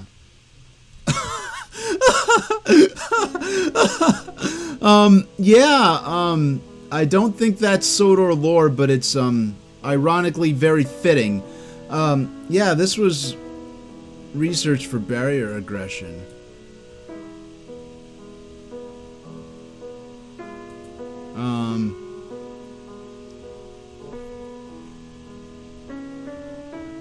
Actually... we'll finish reading this, and then we'll read some hold on. I gotta adjust this a bit. There we go. There we go. That's more like it. Yeah, so we're talking about that silly police officer, that was going around, giving tickets to everyone and gave Thomas a ticket for not having the proper safety equipment installed while running on a public, road. Like a road that runs along the street. He drove Farquhar innkeepers nearly crazy with his obscure points in the licensing laws, and nearly scored a success against Thomas. When one Sunday morning he prowled outside the when one Sunday he prowled outside the church taking the numbers of the cars he saw, he found too late that he had booked not only the vicar, but John Corey, the chairman of the local bench of magistrates, as well as his own sergeant. That was outside of enough. The criminals were fined 1/2 ducat each, and he was speedily transferred elsewhere amid general rejoicing. It was John Corey's father, Jabez, the principal landowner in Farquhar, who, feeling the pinch after World War I, floated the Farquhar Quarry Company to mine the stone under his land on Anofa Fell. In furtherance of this, he persuaded the Northwestern Railway to extend from Elsbridge to Farquhar. Since then, the village has increased in population to 350 in 1921 to 2,045 in 1981. The quarry company employs some 400 people, either underground or at the cutting and curing sheds. Farquhar is railhead for the district. There had been talk of a further extension to Ulfstead, but there were difficulties, and following an agreement with Sodor Roadways, the idea was dropped. The station had one passenger platform with a runaround loop, a milk dock, cattle dock, coal sheds, and an oil depot are provided, together with two goods sheds, one for local traffic and one for goods in transit via Sodor Roadways. The station forecourt is a regular calling place for Sodor Roadways coaches, whose timetable and that of the branch are coordinated to make connections with all trains possible. 10 trains are provided each way daily. This is adequate for normal needs, but the timetable allows paths for extra trains if required at busy times. Farquhar people are fond of their railway and enjoy when they are not on the receiving end of course, of its waywardness and eccentricities. What they do not like is its misrepresentation. Your author has been severely criticized for the pictures in the station shown in the early books, Tank Engine Thomas Again and Toby the Tram Engine. The kindest comments, however, came from Mr. Kevin Volley, a former station master of Farquhar from 1936 to 1956. He retired in 1968 and now lives at Farquhar in a letter dated Farquhar the 23rd August 1983, which is before me as I write. He describes in the pictures in Tank Engine Thomas Again and Toby the Tram Engine as highly imaginative, and then goes on to elaborate. I cannot think, he writes, that the artist had never seen the place he was attempting to draw. First taking in the pictures in Tank Engine Thomas Again, he goes on, your artist was right about the brick engine shed and the way in the quarry, which the quarry line was as first built, and did curve away to the north as shown in order to give a longer run, thus easing the gradient up to the workings. For part of my time at Farquhar, we had one or another of Mr. Hatt's vertical boiler engines up there to work the quarry line. We used to call them the coffee pots, the way they coughed and panted. They were both remarkable machines, and it's a great pity no one thought of photographing them before they were scrapped. They were, however, deficient in brake power, and the heavy load sometimes got out of hand. That is why Thomas was sent up on occasion, and it was on one of those trips that interfering young policeman caught him. The stone cutting and the curing sheds used to be up at Anafa, but it was soon found more convenient to have them at the station. We needed some cottages near the station too, so we realigned the quarry extension to run as it does today, between the cottages and the engine shed, crossing Ulfstead Road into the lane. The brick-built cottage shed, seen above Annie's roof in Tank Engine Thomas Again, was pulled down when the track alterations were made after Toby arrived, for we needed a 2-road shed to house Toby's Henrietta as well as Hanny and Clarabelle. Daisy, Mr. Volley goes on, now shares the coach shed with Annie and Clarabelle. For Henrietta and her guards van, Elsie, are... Oh yeah, I forgot. Toby the Tram Engine has his tram car Henrietta, but Toby also has a guards van and luggage van called Elsie, who is never featured in the illustrations of the Railway series or in the television series. With regard to the passenger station, he continues, the pictures shown in Tank Engine Thomas Again are wildly inaccurate. There has never been a 2-platform station at Farquhar, nor has the platform and station buildings been on the south side as shown in these pictures. The platform and the buildings shown in, I forgot what BLE is, are fair, but the incomplete representation of the station as it has been from the very first. You apologize for bombarding me with questions and causing me trouble. Please don't be concerned. I am delighted to help clear up misconceptions which have vexed us all here. References to events which have happened at Farquhar. The fish and chips supper. Thomas and the snowplow. Thomas goes to breakfast. Daisy blows a fuse. Percy's predicament. The cricket ball was rescued. Oh yeah, that was Stepney when the cricket ball landed in one of his cars. Or trucks, excuse me, we're in the UK here. The ghost trick. Mavis stalls in the lane. Percy and the bicycle, stop thief, and further views of the station. And so the Quarry Tram Road. Okay, we'll be leading up. Okay, And how about this? In 30 minutes, we'll read about the Quarry Tram Road, and in another 30 minutes, we'll read about Toby himself.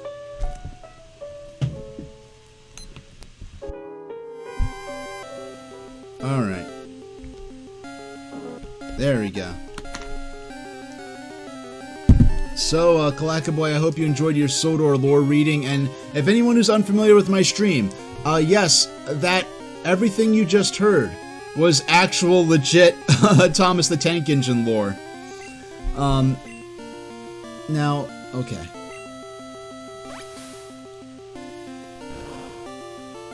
There we go.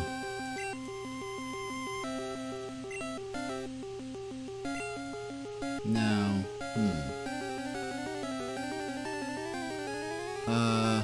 probably we're gonna go ahead with... I don't know, this is so tricky because it's a poison grass type. Normally, like, my poison moves would be effective against a grass type.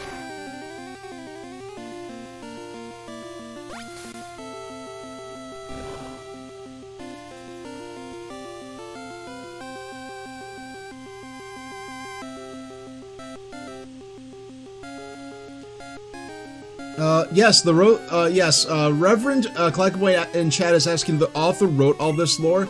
Yes, Reverend Wilbert Audrey wrote this book himself. This is all real stuff that is officially part of. Now, it's funny we're reading about Farquhar and the tramway to the quarry, and about Toby's history in this lore right now, because by coincidence. I recently purchased, they did a J70 steam tram and 2 tram coaches. They did a, what gauge was it? Yeah, they did a DCC sound pack model of it. I thought they would make a fantastic display piece, so I'm probably just gonna model a street scene. I'll model a couple of street scenes, or like roadside scenes. I want to model actual, you know, Wisbeach and Upwell tramway, and if you don't know, the J70 is the type of tram that Toby is, the type of engine Toby is in Thomas. I want to do one scene, like a sort of little diorama, not like a full model, like where I'm actually able to run the trains. I don't have that space, but it'll look great on my bookshelf. I want to do a little diorama of just on the road on the Wisbeach and Upwell tramway as it existed around, like, you know, 1910-ish. Then I want to do a sort of fantasy scene of, like, J70 type, you know, locomotives and tram cars being used to extend the Long Island Railroad Rockaway branch that went to 116th Street on the Rockaway Peninsula where I grew up. The line stopped at 106th, the Long Island Railroad, which is now, that line which is now part of the New York City subway, making that one of the only parts of the subway system that was formerly operated by steam locomotives. But I want to do a scene, like a sort of a fantasy scenario, where there was a steam-hauled tramway going further east out to Breezy Point. And I feel like a, you know, a Great Eastern Railway steam tram and a couple of those old-fashioned, you know, tram coaches would be a great sort of beachside, you know, lightly built, unfenced, sort of streetcar-ish. Like, it's kind of funny, like, when I watched Thomas as a kid, like, they localized a lot of the UK railway terminology. So, instead of brake van, which would they say in the UK, they said caboose for us. Or instead of trucks for freight vehicles, they called them freight cars. And so on.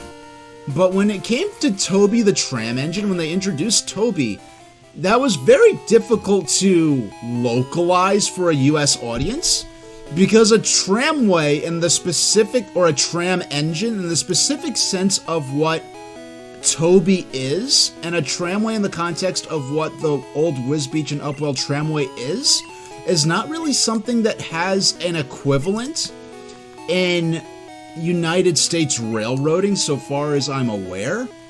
Because to me, I grew up in New York City, a tramway means like the Roosevelt Island Tramway, which is an aerial cable car line.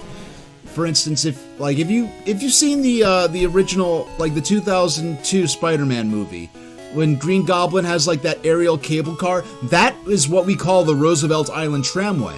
So I'm like very confused by Toby. I'm like, okay, it says a tramway, but he doesn't hang from a cable and travel through the air. And if it was a street tram, like a street railway, an urban street railway, in the sense of like a streetcar or a trolley in the what we call it in America, that would be called also a tramway in most of the world, English-speaking world.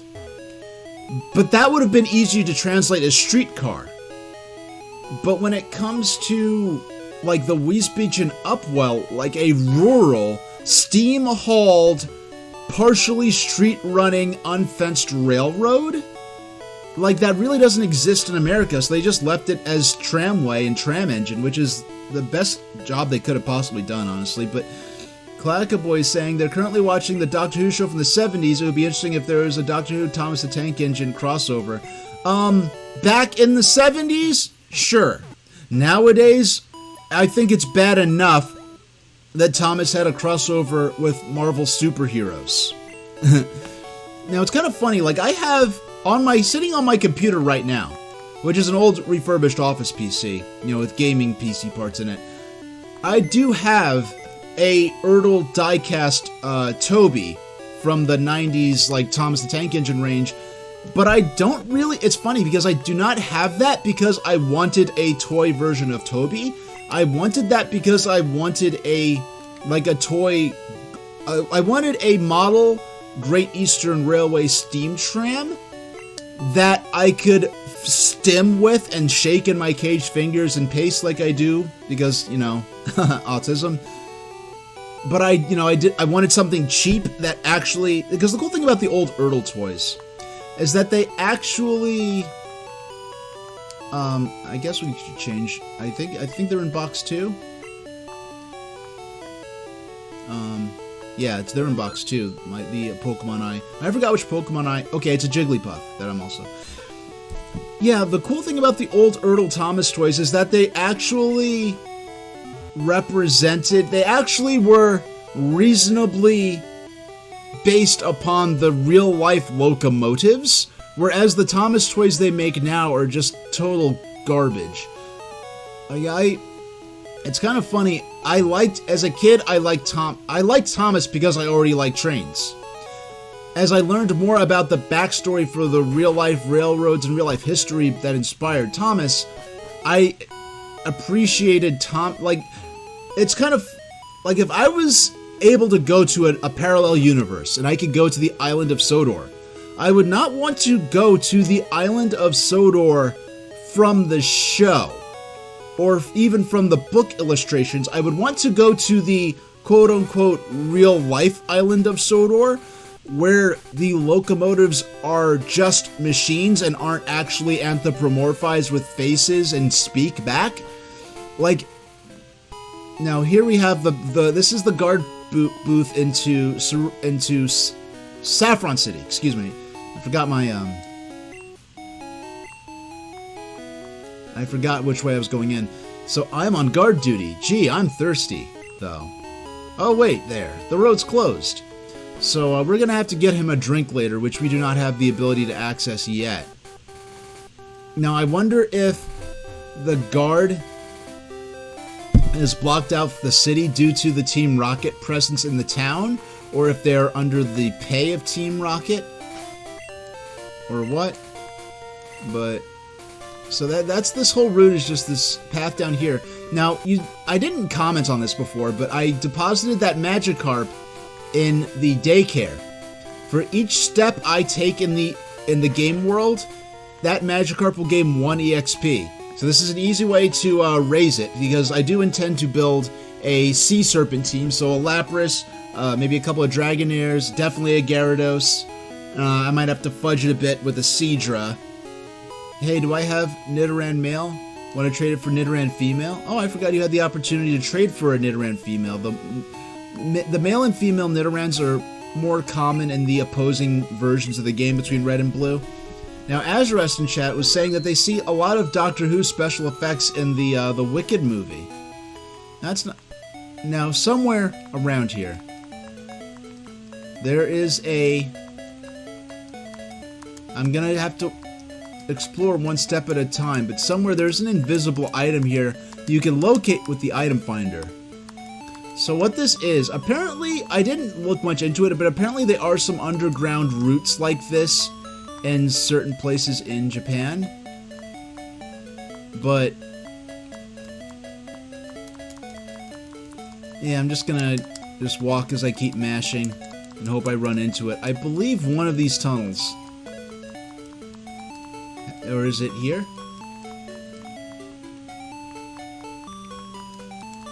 Yeah. We'll eventually get an item finder that'll let us locate the unseeable items. Nice, okay. So we're on the other side now. People often lose things in that underground path. Yeah, she's mentioning it, but I don't feel like walking around mashing forever trying to find it. Underground path, Cerulean City to Vermilion City. Now, this is an interesting point, because I think when I was playing Pokemon Leaf Green, which I never played on stream. I played on stream once just while I was testing my Analog Pocket a couple of years ago. So here's the northern path into Saffron. The guard won't let us through.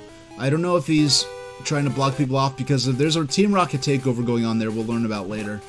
I don't know if he's trying to keep people out to keep them safe, or if he's supposed to be under the pay of Team Rocket and helping keeping people out of town, or what. But there aren't many bugs out here. Yeah, they sure aren't. But we'll battle you all the same. Bug Catcher wants to fight.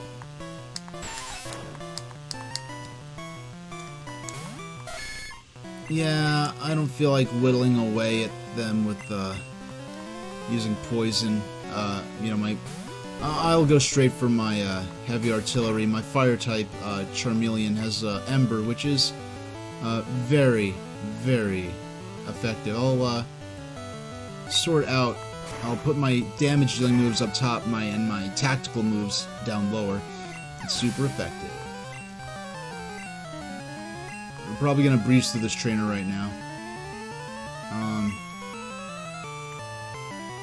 Actually, yeah. Let's keep going. Yeah, let's just go ahead and level up Charmeleon. Yeah, I didn't even see the trailer for Wicked. I know of the story and the concept, and I know that it was based on a musical. That I believe the musical was based on a book. And yeah, we'll get you out of here real quick.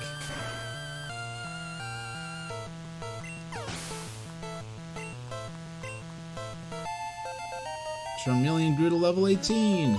H defeated Bug Catcher. No, you're kidding. H got 160 for winning. I like bugs, so I'm going back to Viridian Forest. Who else is around here? Can I fight both of you? Who's there? Quit listening in on us. Okay, looks like they thought we were eavesdropping. Oh, it's a boy... Is this a Boy Scout and a Girl Scout? Yeah, one of the few times we get to see us... Like, I think maybe it's because of the way I've been leveling up these 6 Pokemon, but I feel somewhat under-leveled. It's kind of... Well, this is his only Pokemon, right? So maybe it's a bit over-leveled compared to, Nice. Okay. Let's throw that poisoned.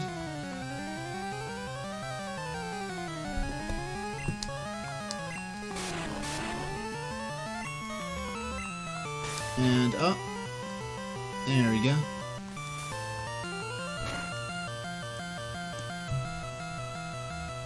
Hey there, Bill in chat. How you doing?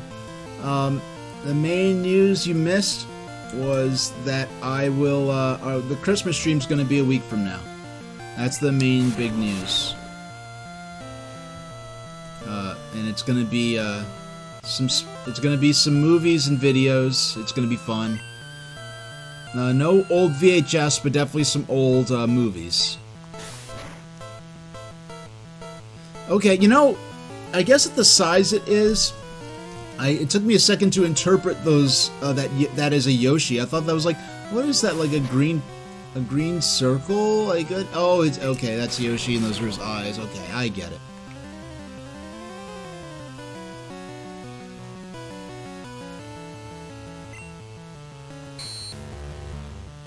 And Bill's saying they'll be nice and miserable, how busy they'll be at work. Okay, it sounds like a pre-holiday rush. Bill Preston saying, do I have any movies or media that I'm sure to watch every year for certain holidays? Well, I didn't this year because I knew I was going to do it on stream, but on Thanksgiving I traditionally watch the tape that was recorded on Thanksgiving 1993. And Christmas, I used to watch a lot of Shining Time Station or a lot of Thomas the Tank Engine, like, you know, just actual Thomas the Tank Engine or a bunch of Shining Time Station. But I really only had access to those in the way I do now within the last, like, 5 or 6 years, so it's not like a long, like, vetted tradition.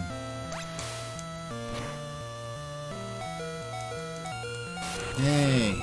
Okay, we can take him out this turn. Nice. We better level up from this. There we go. H. defeated Junior Trainer Male. I just can't win. Got 400 for that. Nice. Let's switch to... yeah, let's switch to Beedrill, level them up some. Now, for Christmas, Bill Preston saying in chat that they like to watch at least one. Between Home Alone 1 and 2 and Jingle All the Way, they like to watch at least one. I haven't seen Jingle All the Way since it first came out on VHS. I haven't seen Home Alone 2. I've never seen... the last time I saw Home Alone 2, it was in theaters during its original screening. I saw Home Alone 1 in theaters as well. But I did not really like it. We had it on VHS, but it was around, like, 96. I fell in love with it. I used to, like, watch it every night for a while. This is a private conversation. Oh, there's Scrooged. You know what? I've never actually saw Scrooge. I've watched many versions of A Christmas Carol. I never actually watched Scrooged.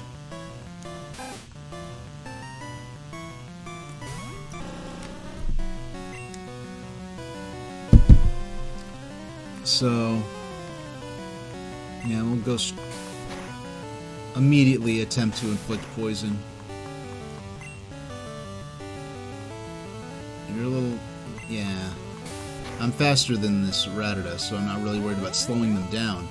Now, Bill Preston saying, they saw it in theaters, same with Good Burger and Kazam, except those were drive-in movies. Oh, you know, I remember being in a drive... you know what, there's a drive-in, and I don't know how many they are, so just saying this might dox me a bit.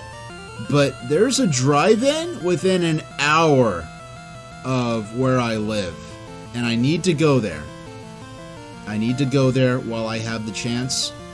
And I need to... and there's like a little old theater that just sort of time forgot. And when I say time forgot, I mean probably from the late 80s that I want to go to. I'm hoping the insides are completely unupdated.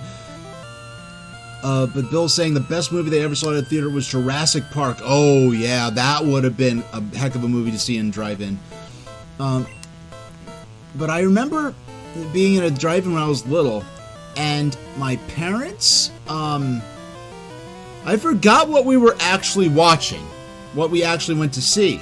But I remember looking out the back window because Coneheads was playing. And I was, like, fascinated by it that I watched it without even being able to hear the sound because it was in the theater opposite mine. It was really interesting. Poison, yeah. Let's finish this up. But they saw Good... I remember I saw Good Burger with my mom in a theater that is now closed. I remember that day we went to Yeah, we saw Good Burger, and then we went to a Ooh! Doggone. Okay. Alright. I don't know what the movie is, Bill in chat. I don't know what the movie is that we were actually there to see. I just remember looking out the back window at Coneheads and forgetting. I don't even remember the actual movie we saw. Now, Bill Press is saying that seems to have unlocked a forgotten memory about them seeing Coneheads playing near their drive-in. Okay. Yeah. And I know there is it's a apartment building now, I think, but I remember somewhere on Sunrise Highway on Long Island, there was like a United Artists that I remember going to this United Artists while I was in college. And when I was in college thinking, this theater is a relic and I'm enjoying the fact that it still exists. But the funny thing was, the theater hadn't been really updated or renovated since the 80s. But it was very clear from the way the property was laid out. It was a multiplex, but it was a very small multiplex. It was probably one of the earlier multiplexes. And the mom and pop local Main Street theater that multiplex put out of business in Patchogue was still like rotting away. And I think the last movie it was still on its marquee. I think it said like Young Frankenstein on the marquee, like the Plaza Theater in Patchogue. But what I was getting at was hey, Pikachu versus Pikachu. Okay. Yeah, we'll switch. He's at level. We'll definitely won't. Yeah, we'll switch to Jigglypuff. They were seeing in a drive-in, and the Coneheads was around at the same time. Yeah. But the multiplex, the Main Street Theater in Patchogue that this United Artists put out of business was very specifically it was very clearly a drive-through movie theater that had been updated into a indoor multiplex. So it was a relatively small building with this massive property. And there were more parking spots than could have possibly fit within the building itself. If like all of those, even if each car only had one driver. Wow, we got a taste of our own medicine, doctor. Yeah, we're so used to doing that to everyone else. That having it happened to us is like, that's not fair. Now, Bill Preston saying it could have been Jurassic Park too. Parents love taking us to drive-ins in their Jeep and crowding in the back with blankets. Oh, that is such a comfy aesthetic. Like a Jeep or a station wagon, or like the ideal, like hang out with a friend. But I've never been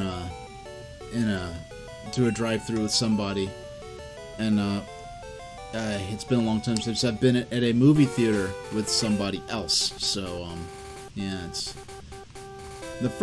kind of funny. I keep trying to correct myself on this, but I think one of the first movies I actually saw by myself was District 9. And the only reason I went to go see District 9 in theaters is because I accidentally encountered, not that I cared about District 9, but I unexpectedly, well, because of some of the circles I move in, someone recommended District 9 and was explicit about the reason why. And I was like, oh, I did not know that's what District 9 was about. So, learning what District 9 is about, I definitely went to go see it. And none of my friends at the time wanted to go see it, so I went to go see it by myself. And that was that. Okay.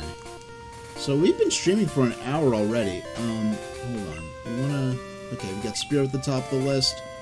Let's see who this guy is. Is it going to be a bug catcher? I've never seen you around. Are you good?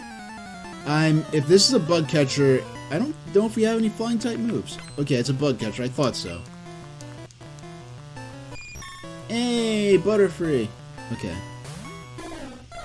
Yeah, when they have a single Pokemon, it's usually So we've got one flying type move. Okay. We'll drop their defense a bit first. Ooh, not strong opening move there.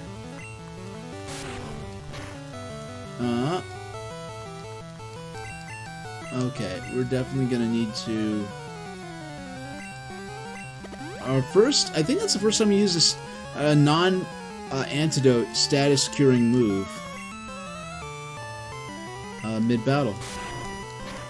Please do not knock us out. Okay, we lived it. We survived. Oh yeah, we're definitely gonna need to use a potion to make it out of this.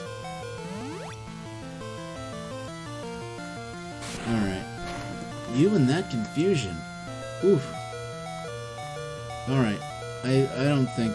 I'm not dumping... Actually.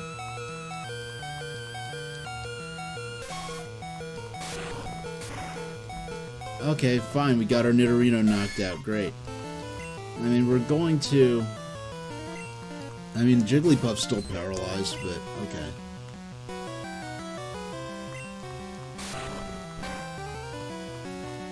Alright. Oh, now they're fully paralyzed. Okay. I do not want to use my last paralyzed heal.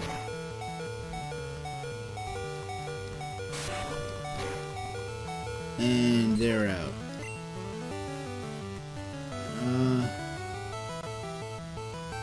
Yeah, might as well. We gotta use some Pokemon or another to finish this, so it might as well be, there we go, knock them out. Yeah, they put up quite a fight. We didn't even get a level up off of that. You are too good! Got 20, 200. Yeah, we've taken a bit of a beating, but are my Pokemon weak or am I just bad? No, your Pokemon is strong. You only have one Pokemon that's very strong. Okay.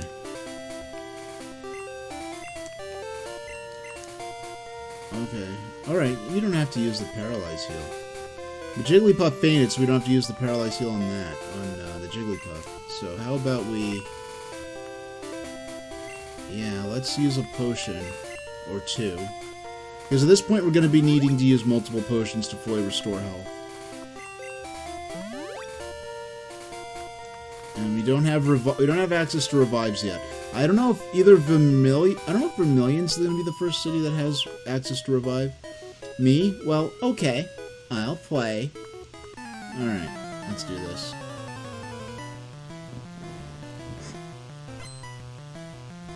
Junior trainer female wants to fight. Junior trainer female sent out Pidgey.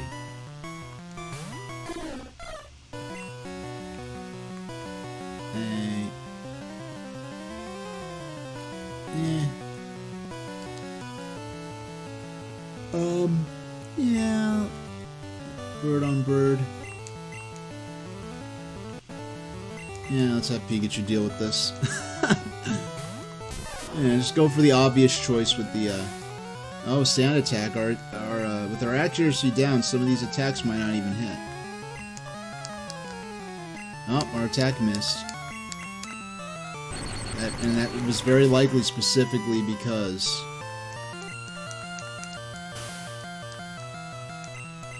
of that initial... Okay. Critical hit, super effective. Junior Train's about to use Pidgey.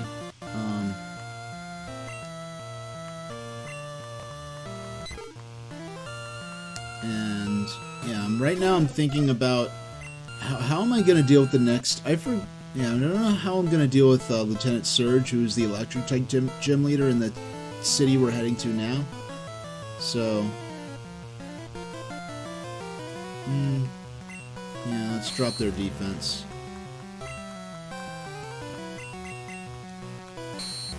Spearow used Leer. And Gust. We know it's not going to be super effective, but it is going to deal a decent amount of damage.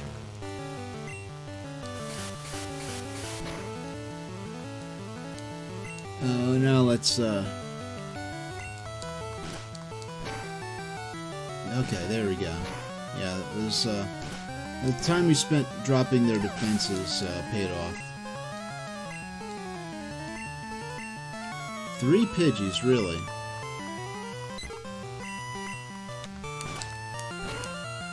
Yeah, see, look, that's how much damage it deals with to another level 16 Pidgey without the stat decrease. Oh, please. Okay, good, we lived it. We lived it. We survived. Lose their HP back up. So it's like, okay, do I want to... Using Leer and then Fury Attack is gonna... Well, using Fury Attack twice is gonna probably take the same... I feel like I'm more assured... Well, Fury Attack has a random element to it, as I understand, so... Let's, if we drop their defense first, we're more likely to need to use fewer turns to end this battle. There we go. Like, that might not have knocked them out if we didn't use Leer first in the previous turn. Nice. Just didn't work.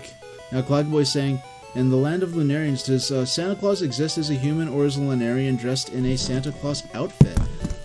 Yeah, it's kind of like, I mean, Santa Claus is traditionally depicted as a human because the historical Saint Nicholas is, you know, was a human, but, you know, it's kind of like, well, the modern, you know, modern version of Santa Claus can be, you know, interpreted in different ways. You know, when it comes to like things like statuettes and Christmas decorations, yeah, it's just a thing that, yeah, it's not really something that's taken that seriously. But Saint Nicholas was a human, so Santa Claus is would be traditionally depicted as a human.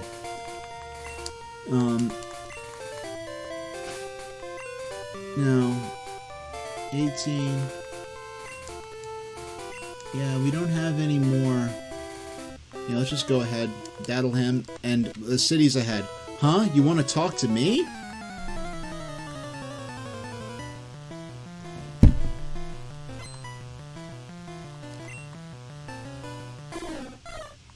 Hey, Spearow. We've got a Spearow. My Spearow's better than yours, I bet. Notably better than yours. Ooh, yeah, we're getting some... Wow, that was good. Usually it hits like 2 or 3 times. Doggone! With the enemy having 1 HP left, really now. Well, looks like all this EXP is going to be for Charmeleon.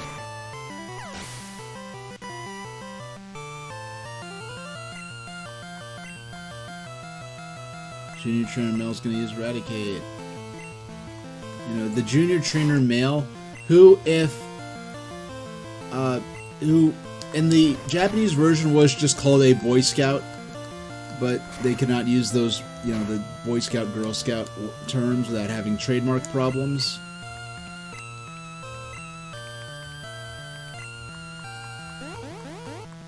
So, burn, it deals damage each turn, and I believe their attack decreases, if I remember correctly.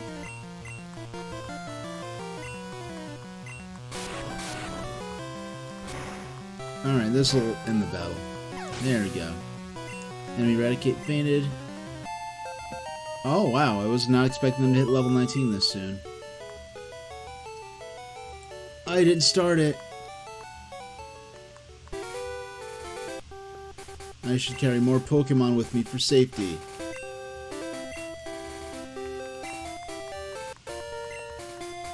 Alright.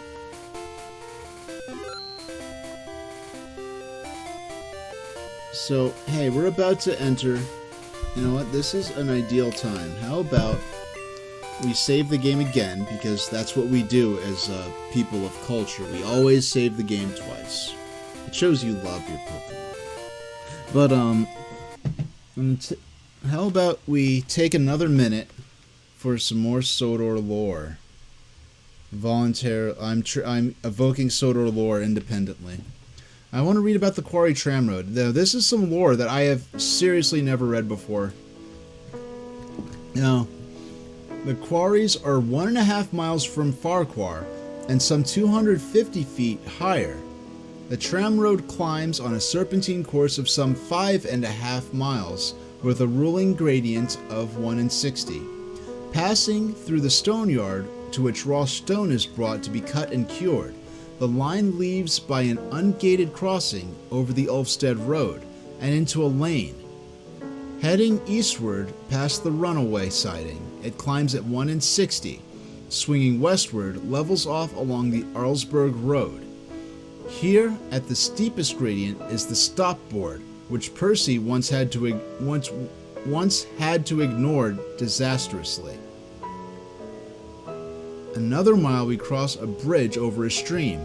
This bridge is shared by both road and rail, and was washed away by a flash flood on one occasion, leaving Toby. The bridge is shared by road and rail. Huh.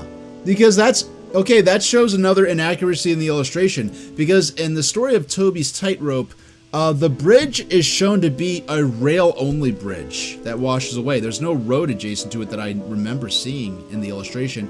And in the television series, in Thomas the Tank Engine and Friends, there was definitely a rail-only bridge. Now, a crossroads comes next. It was here that Thomas had words with a policeman many years ago. The line climbs again on an easier gradient, once more changes direction and reaches the quarry from the west. Farquhar Stone has a ready market in Sodor and elsewhere. It provides valuable traffic for the branch. When first quarried, it was easily worked, but after a curing period above ground, it becomes hard and impervious to weathering and air pollution. It is specified widely for municipal and other public buildings, also for bridge and harbor work. Laterally, to cope with increasing production, the quarry company have brought a Drury diesel named Mavis, which not only shunts the quarry sidings, but from time to time ventures down to Farquhar Station. Apart from the platform at the and shelter at the quarry, mainly used by workmen, there are no other fixed stopping points, but at intervals along the line where farms and cottages, Toby stops on requests. The service is provided 4 trains each way. Freight trains are run as required. So, okay, so it really is like run like really tramway-like, where there's no like stations, so to speak, where you just get on or get off, where you tell the guard to stop. So, alright. But next, what I want to do, I want to take a look. I'll move over to it now, but there we go. I want to take a look. Yeah, I want to take a look at our Pokemon Player's Guide. It's taking a second for the... We're actually going to look at our Player's Guide, and I want to make some decisions about Nidorino. Hold on. So, okay, so these are all... So these are all the abilities and attacks. Hey, there we go. That's what we want to see. But I want to see...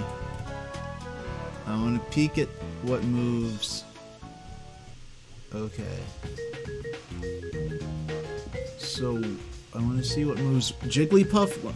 I want to not evolve my Pokemon too early is my main concern. We won't be able to encounter an Electric Stone for a Thunderstone for a while to evolve Pikachu into Raichu. But we have a 1 Moonstone already, and we're going to need 2 to evolve both Nidorino into Nidoking and Jigglypuff into Wigglytuff. But I want to see when's the best point to evolve them, because Pokemon can learn different moves or may learn some moves faster if you hold off on evolving them, which is actually a plot point. Okay, here it goes. Jigglypuff and Wigglytuff. So you can just catch a... Does Wigglytuff not learn any moves? So we have the... We're going to learn the Defense Curl at 19. And I don't really consider this cheating, because in Universe, if you were raising Pokemon, you would read guides and You'd read books about them and different techniques you can teach them for battles. Now, Bill Preston chat is saying Nidoking is very strong. Yeah, I want to see...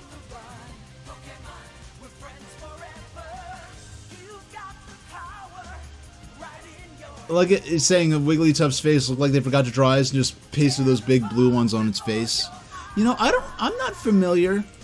As far as like the Ken Sugimori artwork of Wigglytuff, I don't feel used to seeing this depiction of Wigglytuff. I mean, I've seen always this picture of Jigglypuff, but not this art of Wigglytuff. Okay. 19, so at 29 they learn Rest, 34 Body Slam. So is this... So you can catch this Pokemon. I'm not... And it'll know these moves. I'm not sure if... Yeah, I'm gonna have to do some more research if Wigglytuff does not learn any moves through leveling up. Alright. So here's Nidorino and Nidoking. Let's take a look at them. So, Focus Energy at level 23. The only... Wow. See, look at this. See, I'm glad I look at this. Look at all these moves that Nidorino can learn. But apparently once, if I were to evolve it now, because I could evolve it right now into Nidoking, the only move it would go on to learn would be Thrash at level 23. But Nidorino cannot learn Thrash. But Nidorino can learn Double Kick at 50. Wow, I think around 50 is we're nearing the end of the game by the time we get it to level 50. But Horn Drill, Fury Attack, Focus Energy. Fury Attack and Focus. But if we evolve into Nidoking, he can learn Thrash at level 23.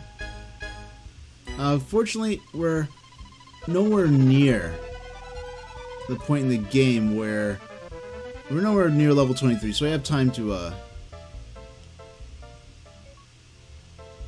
Yeah, and Bill Preston saying, Focus Energy is broken in this game. It's supposed to raise your crit chance by 25%, but instead it multiplies your crit chance by 0.25. Yeah, lots of little glitches that people at the time really didn't notice.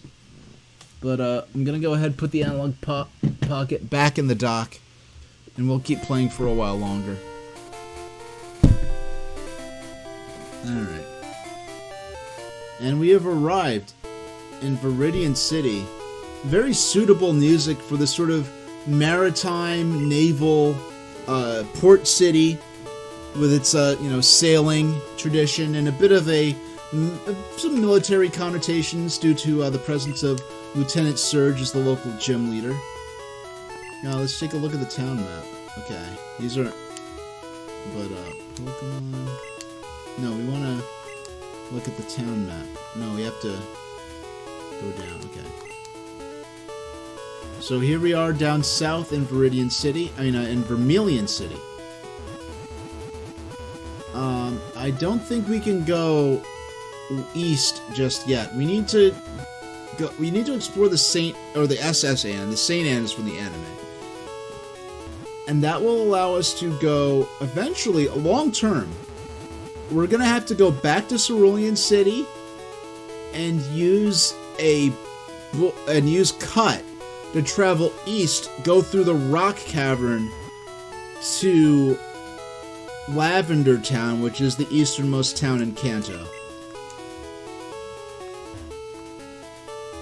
Did you see SS Anne moored in the harbor? No, I did not yet. Is it true that higher level Pokemon will be more powerful? But all Pokemon will have weak points against specific types, so there is no universally strong Pokemon. We have like a Safari guy here. Even if they are the same level, Pokemon can have very different abilities. A Pokemon raised by a trainer is stronger than one in the wild.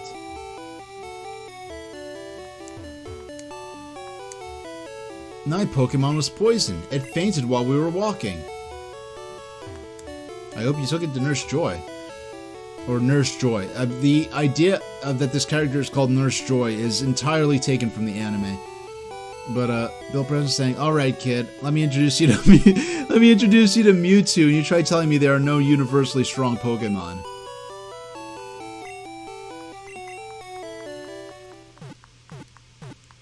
Yeah, heal me up, Nurse Joy.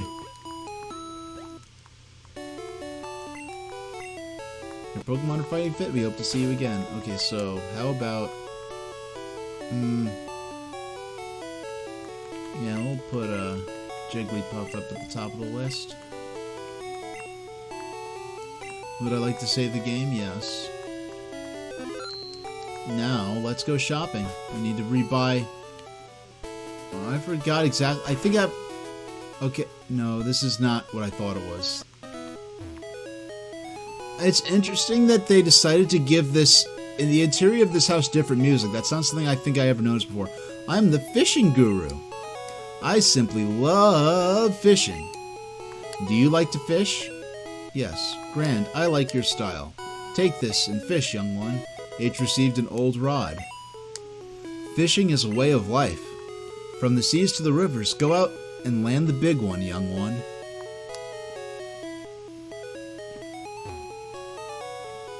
Big one landed. Okay.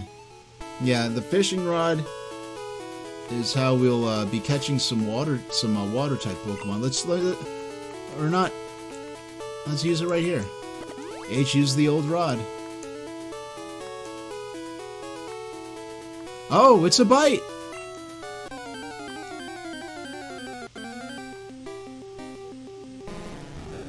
Hey, a Magikarp. We already have one of these.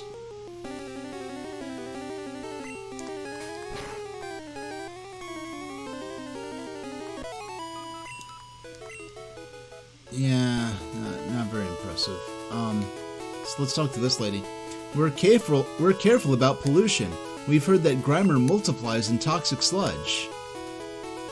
A little bit of lore here. So this really pissed me off as a kid. So check this out.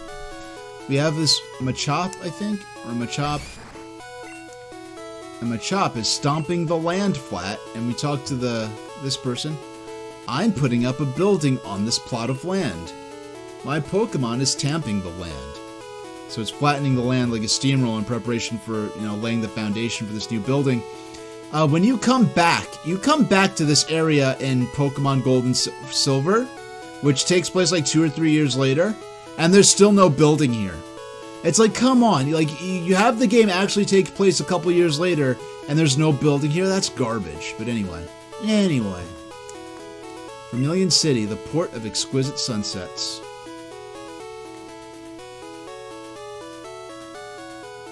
So, go on the market here. There are evil people who will use Pokemon for criminal acts. Team Rocket traffics in rare Pokemon. They also abandon Pokemon that they consider not to be popular or useful.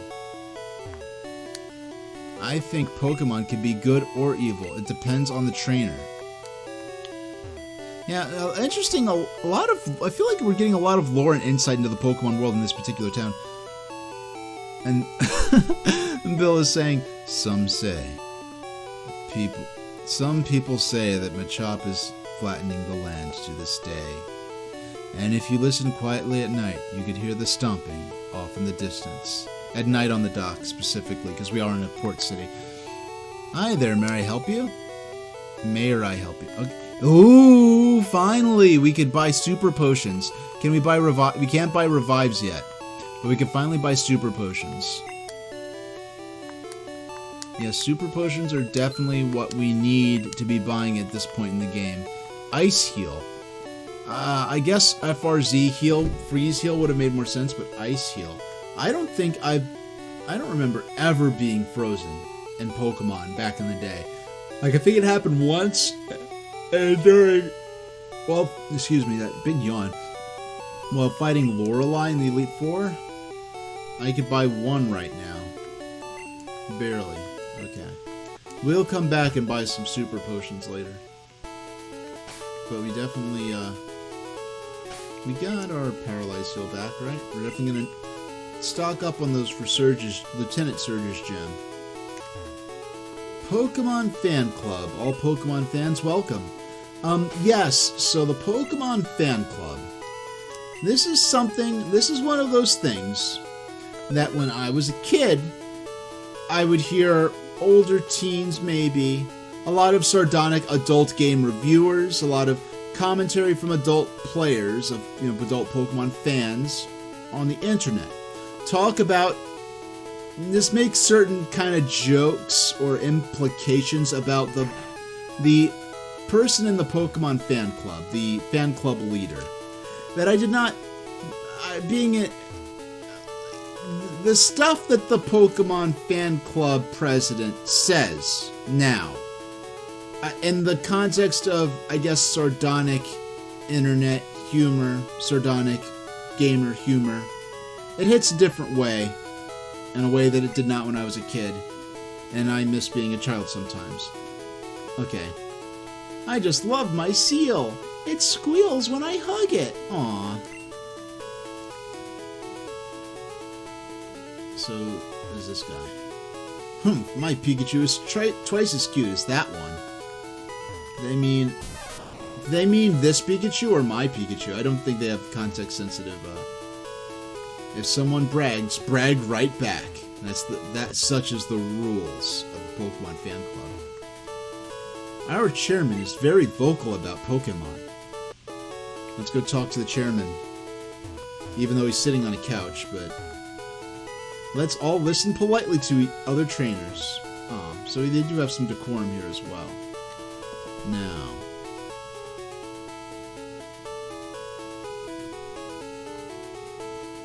I chair the Pokemon Fan Club. I have collected over 100 Pokemon. I'm very fussy when it comes to Pokemon.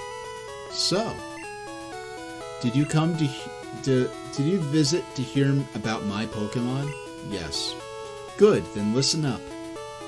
My favorite is Rapidash. It's cute, lovely, smart, plus amazing. You think so? Oh yes, it's stunning. Kindly love it. Hug it when sleeping, warm, and cuddly. Spectacular. Ravishing. Oops, look at the time! I kept you too long. Thanks for hearing me out. I want you to have this. H received a bike voucher. Exchange that for a bicycle. Don't worry, my Furo will fly me anywhere, so I don't need a bicycle. I hope you like cycling. Yeah, so when we go back to Cerulean City, which we will need to in order to progress the storyline eventually, we now have the bike coupon, or the bike voucher, excuse me. That, Hi, do you have Spearow? Want to trade it for Farfetch'd? Yeah, I didn't understand what they were getting at with Farfetch apostrophe. I thought it was called Farfetch D. I didn't understand that, yeah, unfortunately the Farfetch'd is pre-nicknamed Ducks, so the only Farfetch you can get in the entire game. It's kind of weird how someone wants to trade an extremely away a Farfetch, which is very rare in this game. The only one you can get is through that trade, that in-game trade, for a Spearow, a very common Pokemon. I'm getting my Pidgey to fly a letter to Saffron in the north. Yeah, Saffron's under martial law, so that's the only way you're getting a letter in and out right now. Dear Pippi, I hope to see you soon. I heard Saffron has problems with Team Rocket. Vermilion appears to be safe.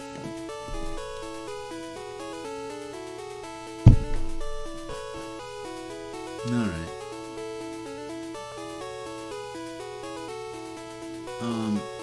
Where? We're almost out of places. I guess we have to go south? No, not there. Oh, you know what? I forgot this. Yeah, you can't enter in the gym. You can't enter the gym yet. You need a Pokemon that can use the move Cut. By defeating Misty, we can now use the move Cut outside of battle. Because moves there are certain gym badges you need. Their TMs let you teach a Pokemon a normal move, and it goes away after you use it. HMs are different. HMs allow you to teach a Pokemon a move that allows you to navigate out in the open world outside of battles. For instance, the move Cut can be used to cut down trees and bushes that are in your way. The move Flash could let you navigate dark caves that are too dark to see in normally. Fly lets you travel to many points of interest instantly. But yeah, this we have the right to use the move Cut outside of battle, but we need the HM to actually teach that move to our Pokemon, and for that we will need to first. Okay, I forgot that this right here was not the town limit. In order to use the move Cut outside of battle, we have to defeat Misty and get the Cascade badge and get the HM to teach the move Cut. SSN is a famous luxury cruise ship. We visit Vermilion once a year. I don't know, most cruise ships do a much more rigorous... Yeah. Welcome to the SSN. Excuse me, do you have a ticket? H flashed the SS ticket. Great, welcome to the SSN. So now we can access this area. Yeah, we're doing some Doctor Who kind of magic here, because clearly the ship is not actually that small. Now this map is interesting. It's restricted to this little dock port thing. This like dock. Well, it's a pier. A pier. That's the word for it. We're restricted to this little pier here. If we have a Pokemon that could use the move Surf that lets us swim in the water, and we explore the area to the east, there is a graphic for a pickup truck. And it is the only depiction of a motor vehicle in the entire game. And it's weird that it's like in a spot that's not normally accessible, because in the way the storyline scenario plays out, when you complete the SSN and get the spoilers, once we complete the story arc that takes place on board the SSN, we're gonna get the HM to use the move Cut.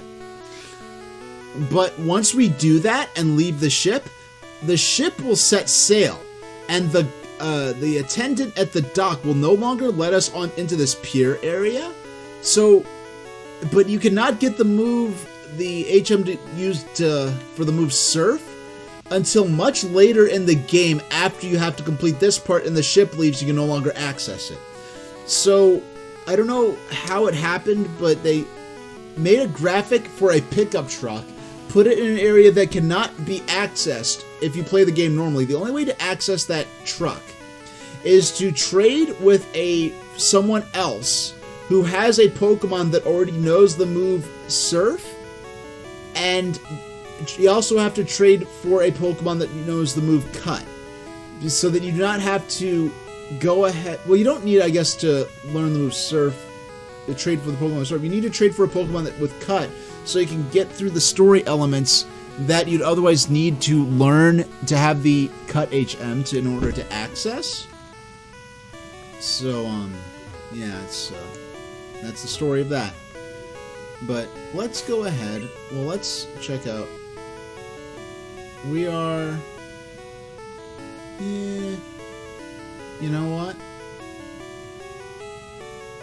I'm gonna save. We're gonna play Pokemon Pinball for another 20 minutes. And that'll be it. Yeah. Go ahead and, there we go. And, Reliot's saying it sounds like a Catholic hymn, the SSN theme. Huh. Well, you know, it's kind of funny. If you think of like a composer like Mozart, who composed for piano using 3 voices, and you think of the 3 main sound channels for music layers on a Game Boy, you have a lot of this overlapping musical compositional theory between Game Boy. Hold on. Actually, you know what I want to do? I want to use a different I want to use...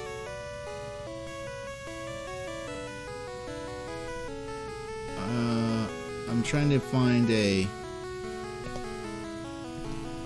appropriate game scene closet, Game Boy. Hey, there we go. I'm gonna use, but we're gonna switch back to Pokemon Pinball. Gonna play that for a few minutes, and then we'll call it a stream at 7. Yeah, so there is probably a lot of compositional theory overlap between a lot of old European religious music and a lot of the compositions done by, I believe Junichi Masuda did the music for this.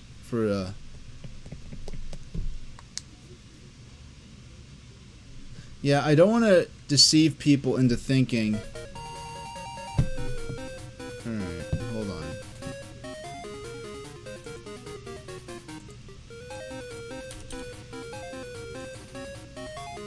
Alright. There we go. There we go. So, yeah, so we're gonna play Pokemon Pinball for a little while and call it a stream. Yeah, so my plans, for barrier aggression are that, which if anyone's just joining me, is the autism, my series of critical teardowns of some podcasts by the National Council on Severe Autism. And I finished the first episode already. I've not finished yet, but I finished... I'm like 95% full. All I have to do is just go ahead, add the music. Because I'm about... the first episode, the introductory episode to the series is 90 minutes. It's like 93 or 94 minutes.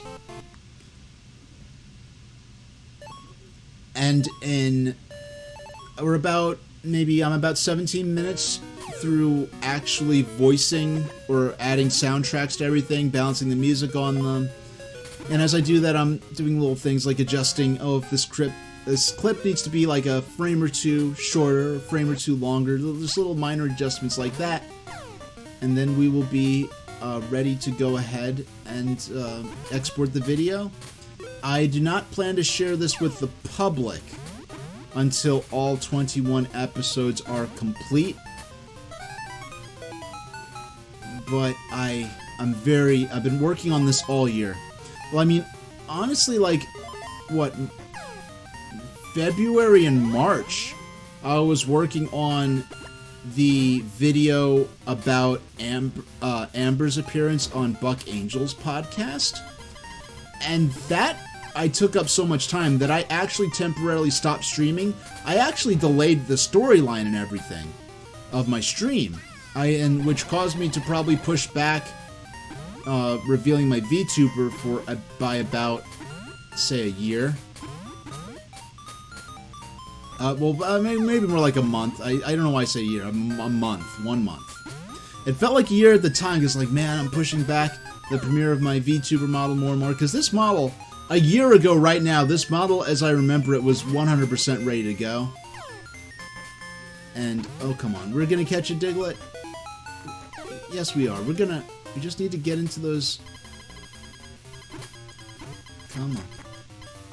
Now, it's kind of funny thinking how much I've been playing Revenge of the Gator, given that this game is effectively running on the same engine.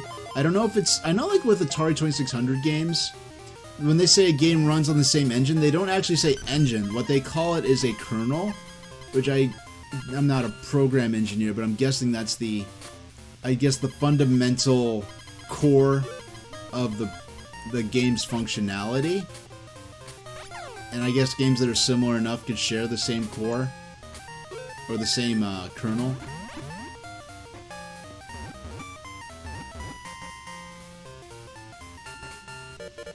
Nice.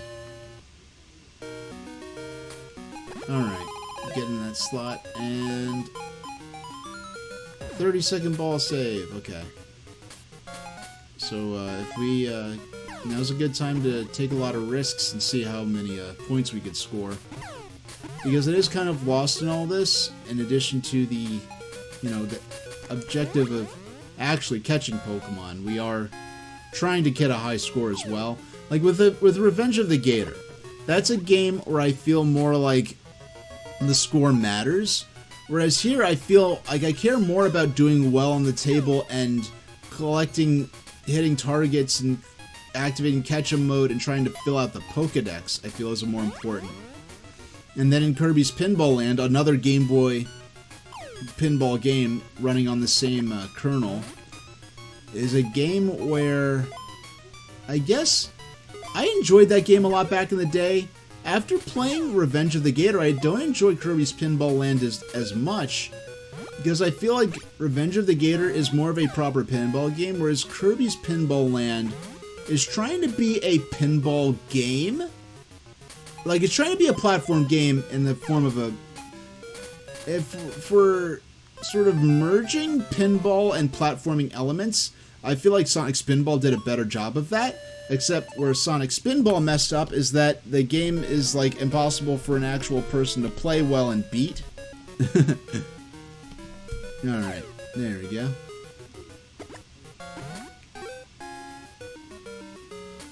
Yeah, I'm doing a lot of, I've been doing a lot of research. You saw it when I opened up the, my PDF reader and I had the doggone Diagnostic and Statistical Manual of Mental Disorders opened up. So I've been just doing a lot of research on these actual disorders and disabilities and different categorizations of disability that I previously, well, I mean, I've been living it my whole life, but there are a lot of technical details that even, having to be a self-advocate in college and negotiate and fight to have my my capabilities recognized and not to be ripped off anymore in terms of my degree. Even through all that, I didn't know as much as I knew now. And honestly, what happened with me in my college experience was that I went from a public high school to a private college. And it wasn't as... At the time, I was shopping for a college. It was more... It wasn't as common that a private college would necessarily accept a public school IEP. It was a common thing for more and more schools, so I was certainly doing a lot better than I would have done a decade earlier. But the college of my choice, because I heard good things about its English program, just so happened to have it such as that I could, I guess, bring my IEP from high school, and I could get the English program that I wanted, that was recommended to me because of my background in English and interest in English and writing. So because of all of that, I'm like, wow, the college of my choice will accept me without an SAT score, because the problems I was having at the time is that, it's my accommodations supposed to be locked in for the SAT. I go to take my SAT, and they're like, oh no, your accommodations have been rejected, and so I had to take it without it, and I'm fighting to see like if I could retake it. And meanwhile, the college of my choice also will accept a student without an SAT score. That's very convenient. It helped me get in there a lot quicker than I otherwise would have, nailed down where I was going to go to college. But when it comes to the college I went to, the interesting thing about that college is that it was one of the only colleges in the Tri-County area that was willing to accept a student that did not have an SAT score. That was not a factor for me. That was coincidental for me. But because of that fact, there were a lot of students, and by the way, once this table is finished, I'm going to call it a stream for the night. Because of they would accept students that did not have an SAT score. There were a lot of students that were students with various learning disabilities and other challenges that were capable of engaging with a college level course of study, but could not, like, the way the SAT was structured back then was not really amicable or compatible to their capability sets. So they were in a situation where they could engage with this college level material, and perhaps at a better level than a higher level, a deeper level than a typical non-disabled college student could. But because of the way the SAT was structured, they could not get an SAT score that was high enough for many colleges to accept, which made the college I went to an attractive option for many disabled students. And they had a very well-equipped Students with Disabilities office that unfortunately later on came under revisionist leadership, who had certain ideas perhaps over who did and did not deserve disability accommodations. And looking back on it now, especially knowing all I know about disability rights that I did not know even as I was doing this fight, like, if I knew what I knew now going into this, what happened to me in college, where it ended up taking me effectively a decade to do a 4-year bachelor's, never would have happened to me. And yes, I did, and I would not have been stuck paying for basically 2.5 bachelor's degrees to get my bachelor's, taking nearly a decade for, you know, what's supposed to be a 4-year course of study. Yeah, it was quite a...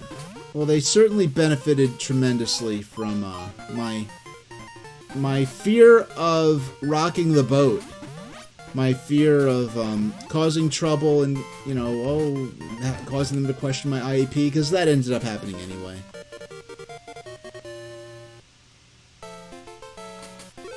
Alright. So, I'm trying to get into the slot. The last time we streamed Pokemon Pinball, I had the opportunity to go to the Meowth bonus game, and I just could not get in there in time. Oh, come on. Nice. Okay. Thank you, Pikachu. Your predecessor. And that's another funny thing. This is the 1, 2. This is the 4th pinball game. You know, I just realized. Well, I've played 5 pinball games on my stream. Technically 6, but I'm not going to count Versus Pinball for the arcade and NES Pinball for the NES as separate titles, even though they truly are. But this is the 4th pinball game I've played on this stream that was developed and published by HAL. Because HAL developed the 8-bit Nintendo pinball game, both NES Pinball and Versus Pinball. They developed Revenge of the Gator for Game Boy. They used the same engine for Kirby's Pinball Land on Game Boy. And they helped Jupiter Corporation with Pokemon Pinball here. And so this is actually the 3rd game running on the Revenge of the Gator engine from back in 1989. So it's crazy to think that this game was, you know, coming out in 98, I believe. It was nearly, very nearly. Kirby doesn't. I'd rather evolve Drowsy. Yeah, it was very, very close to actually coming out a decade after Revenge of the Gator, but, you know, still running the same, you know, core programming code. Alright. So we only have another, just over 90 seconds. Yeah, so there's these EX targets we have to collect. No. Nice, okay, we got that one.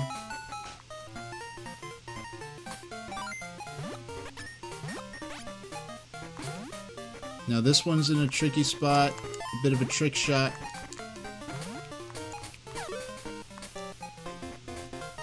Oh my gosh, the red table's so much easier to hit these targets with. No, okay. I mean, you don't lose a ball, but that's a lot of time.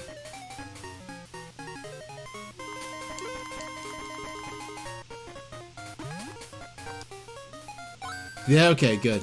Only one more. We have a minute left to get the third one. Actually, where is it? Where is it? I can't find it. Where is it?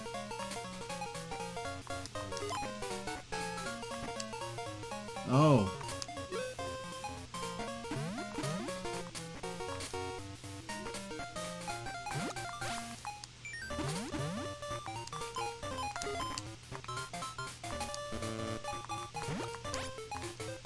Oh, come on. 30 seconds left. I don't remember it being so much work to get these things to appear.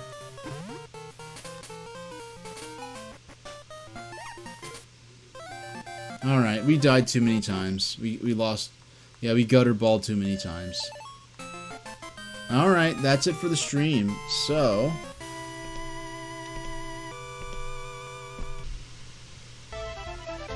Alright. So I will be back on Saturday the 21st at 5 p.m. Eastern Standard Time with with our Christmas special for the year. A very special Christmas special. It'll be various stuff. We're gonna be watching some comfy movies, some comedies, some train videos, maybe some comedies and train videos at the same time. So thank you all for showing up. Now I want to... Alright, I wanted to check and see who shows up. Yeah. Bill Press is saying Merry Christmas, Merry Christmas, Merry Christmas hell to all if they're not there. Okay, I hope you're able to make it. Hope you have a calmer work week than you're currently expecting. Hey there, Clackaboy. Hey there, Azure S. Yeah, we're not going to do a raid this time. I'll see you all next time, and thank you very much for watching.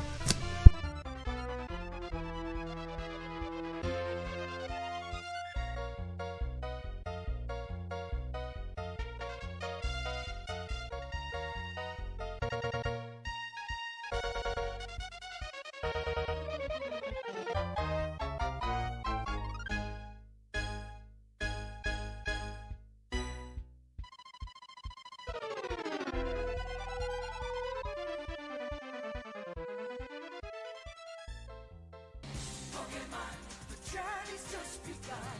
Pokémon, more the better.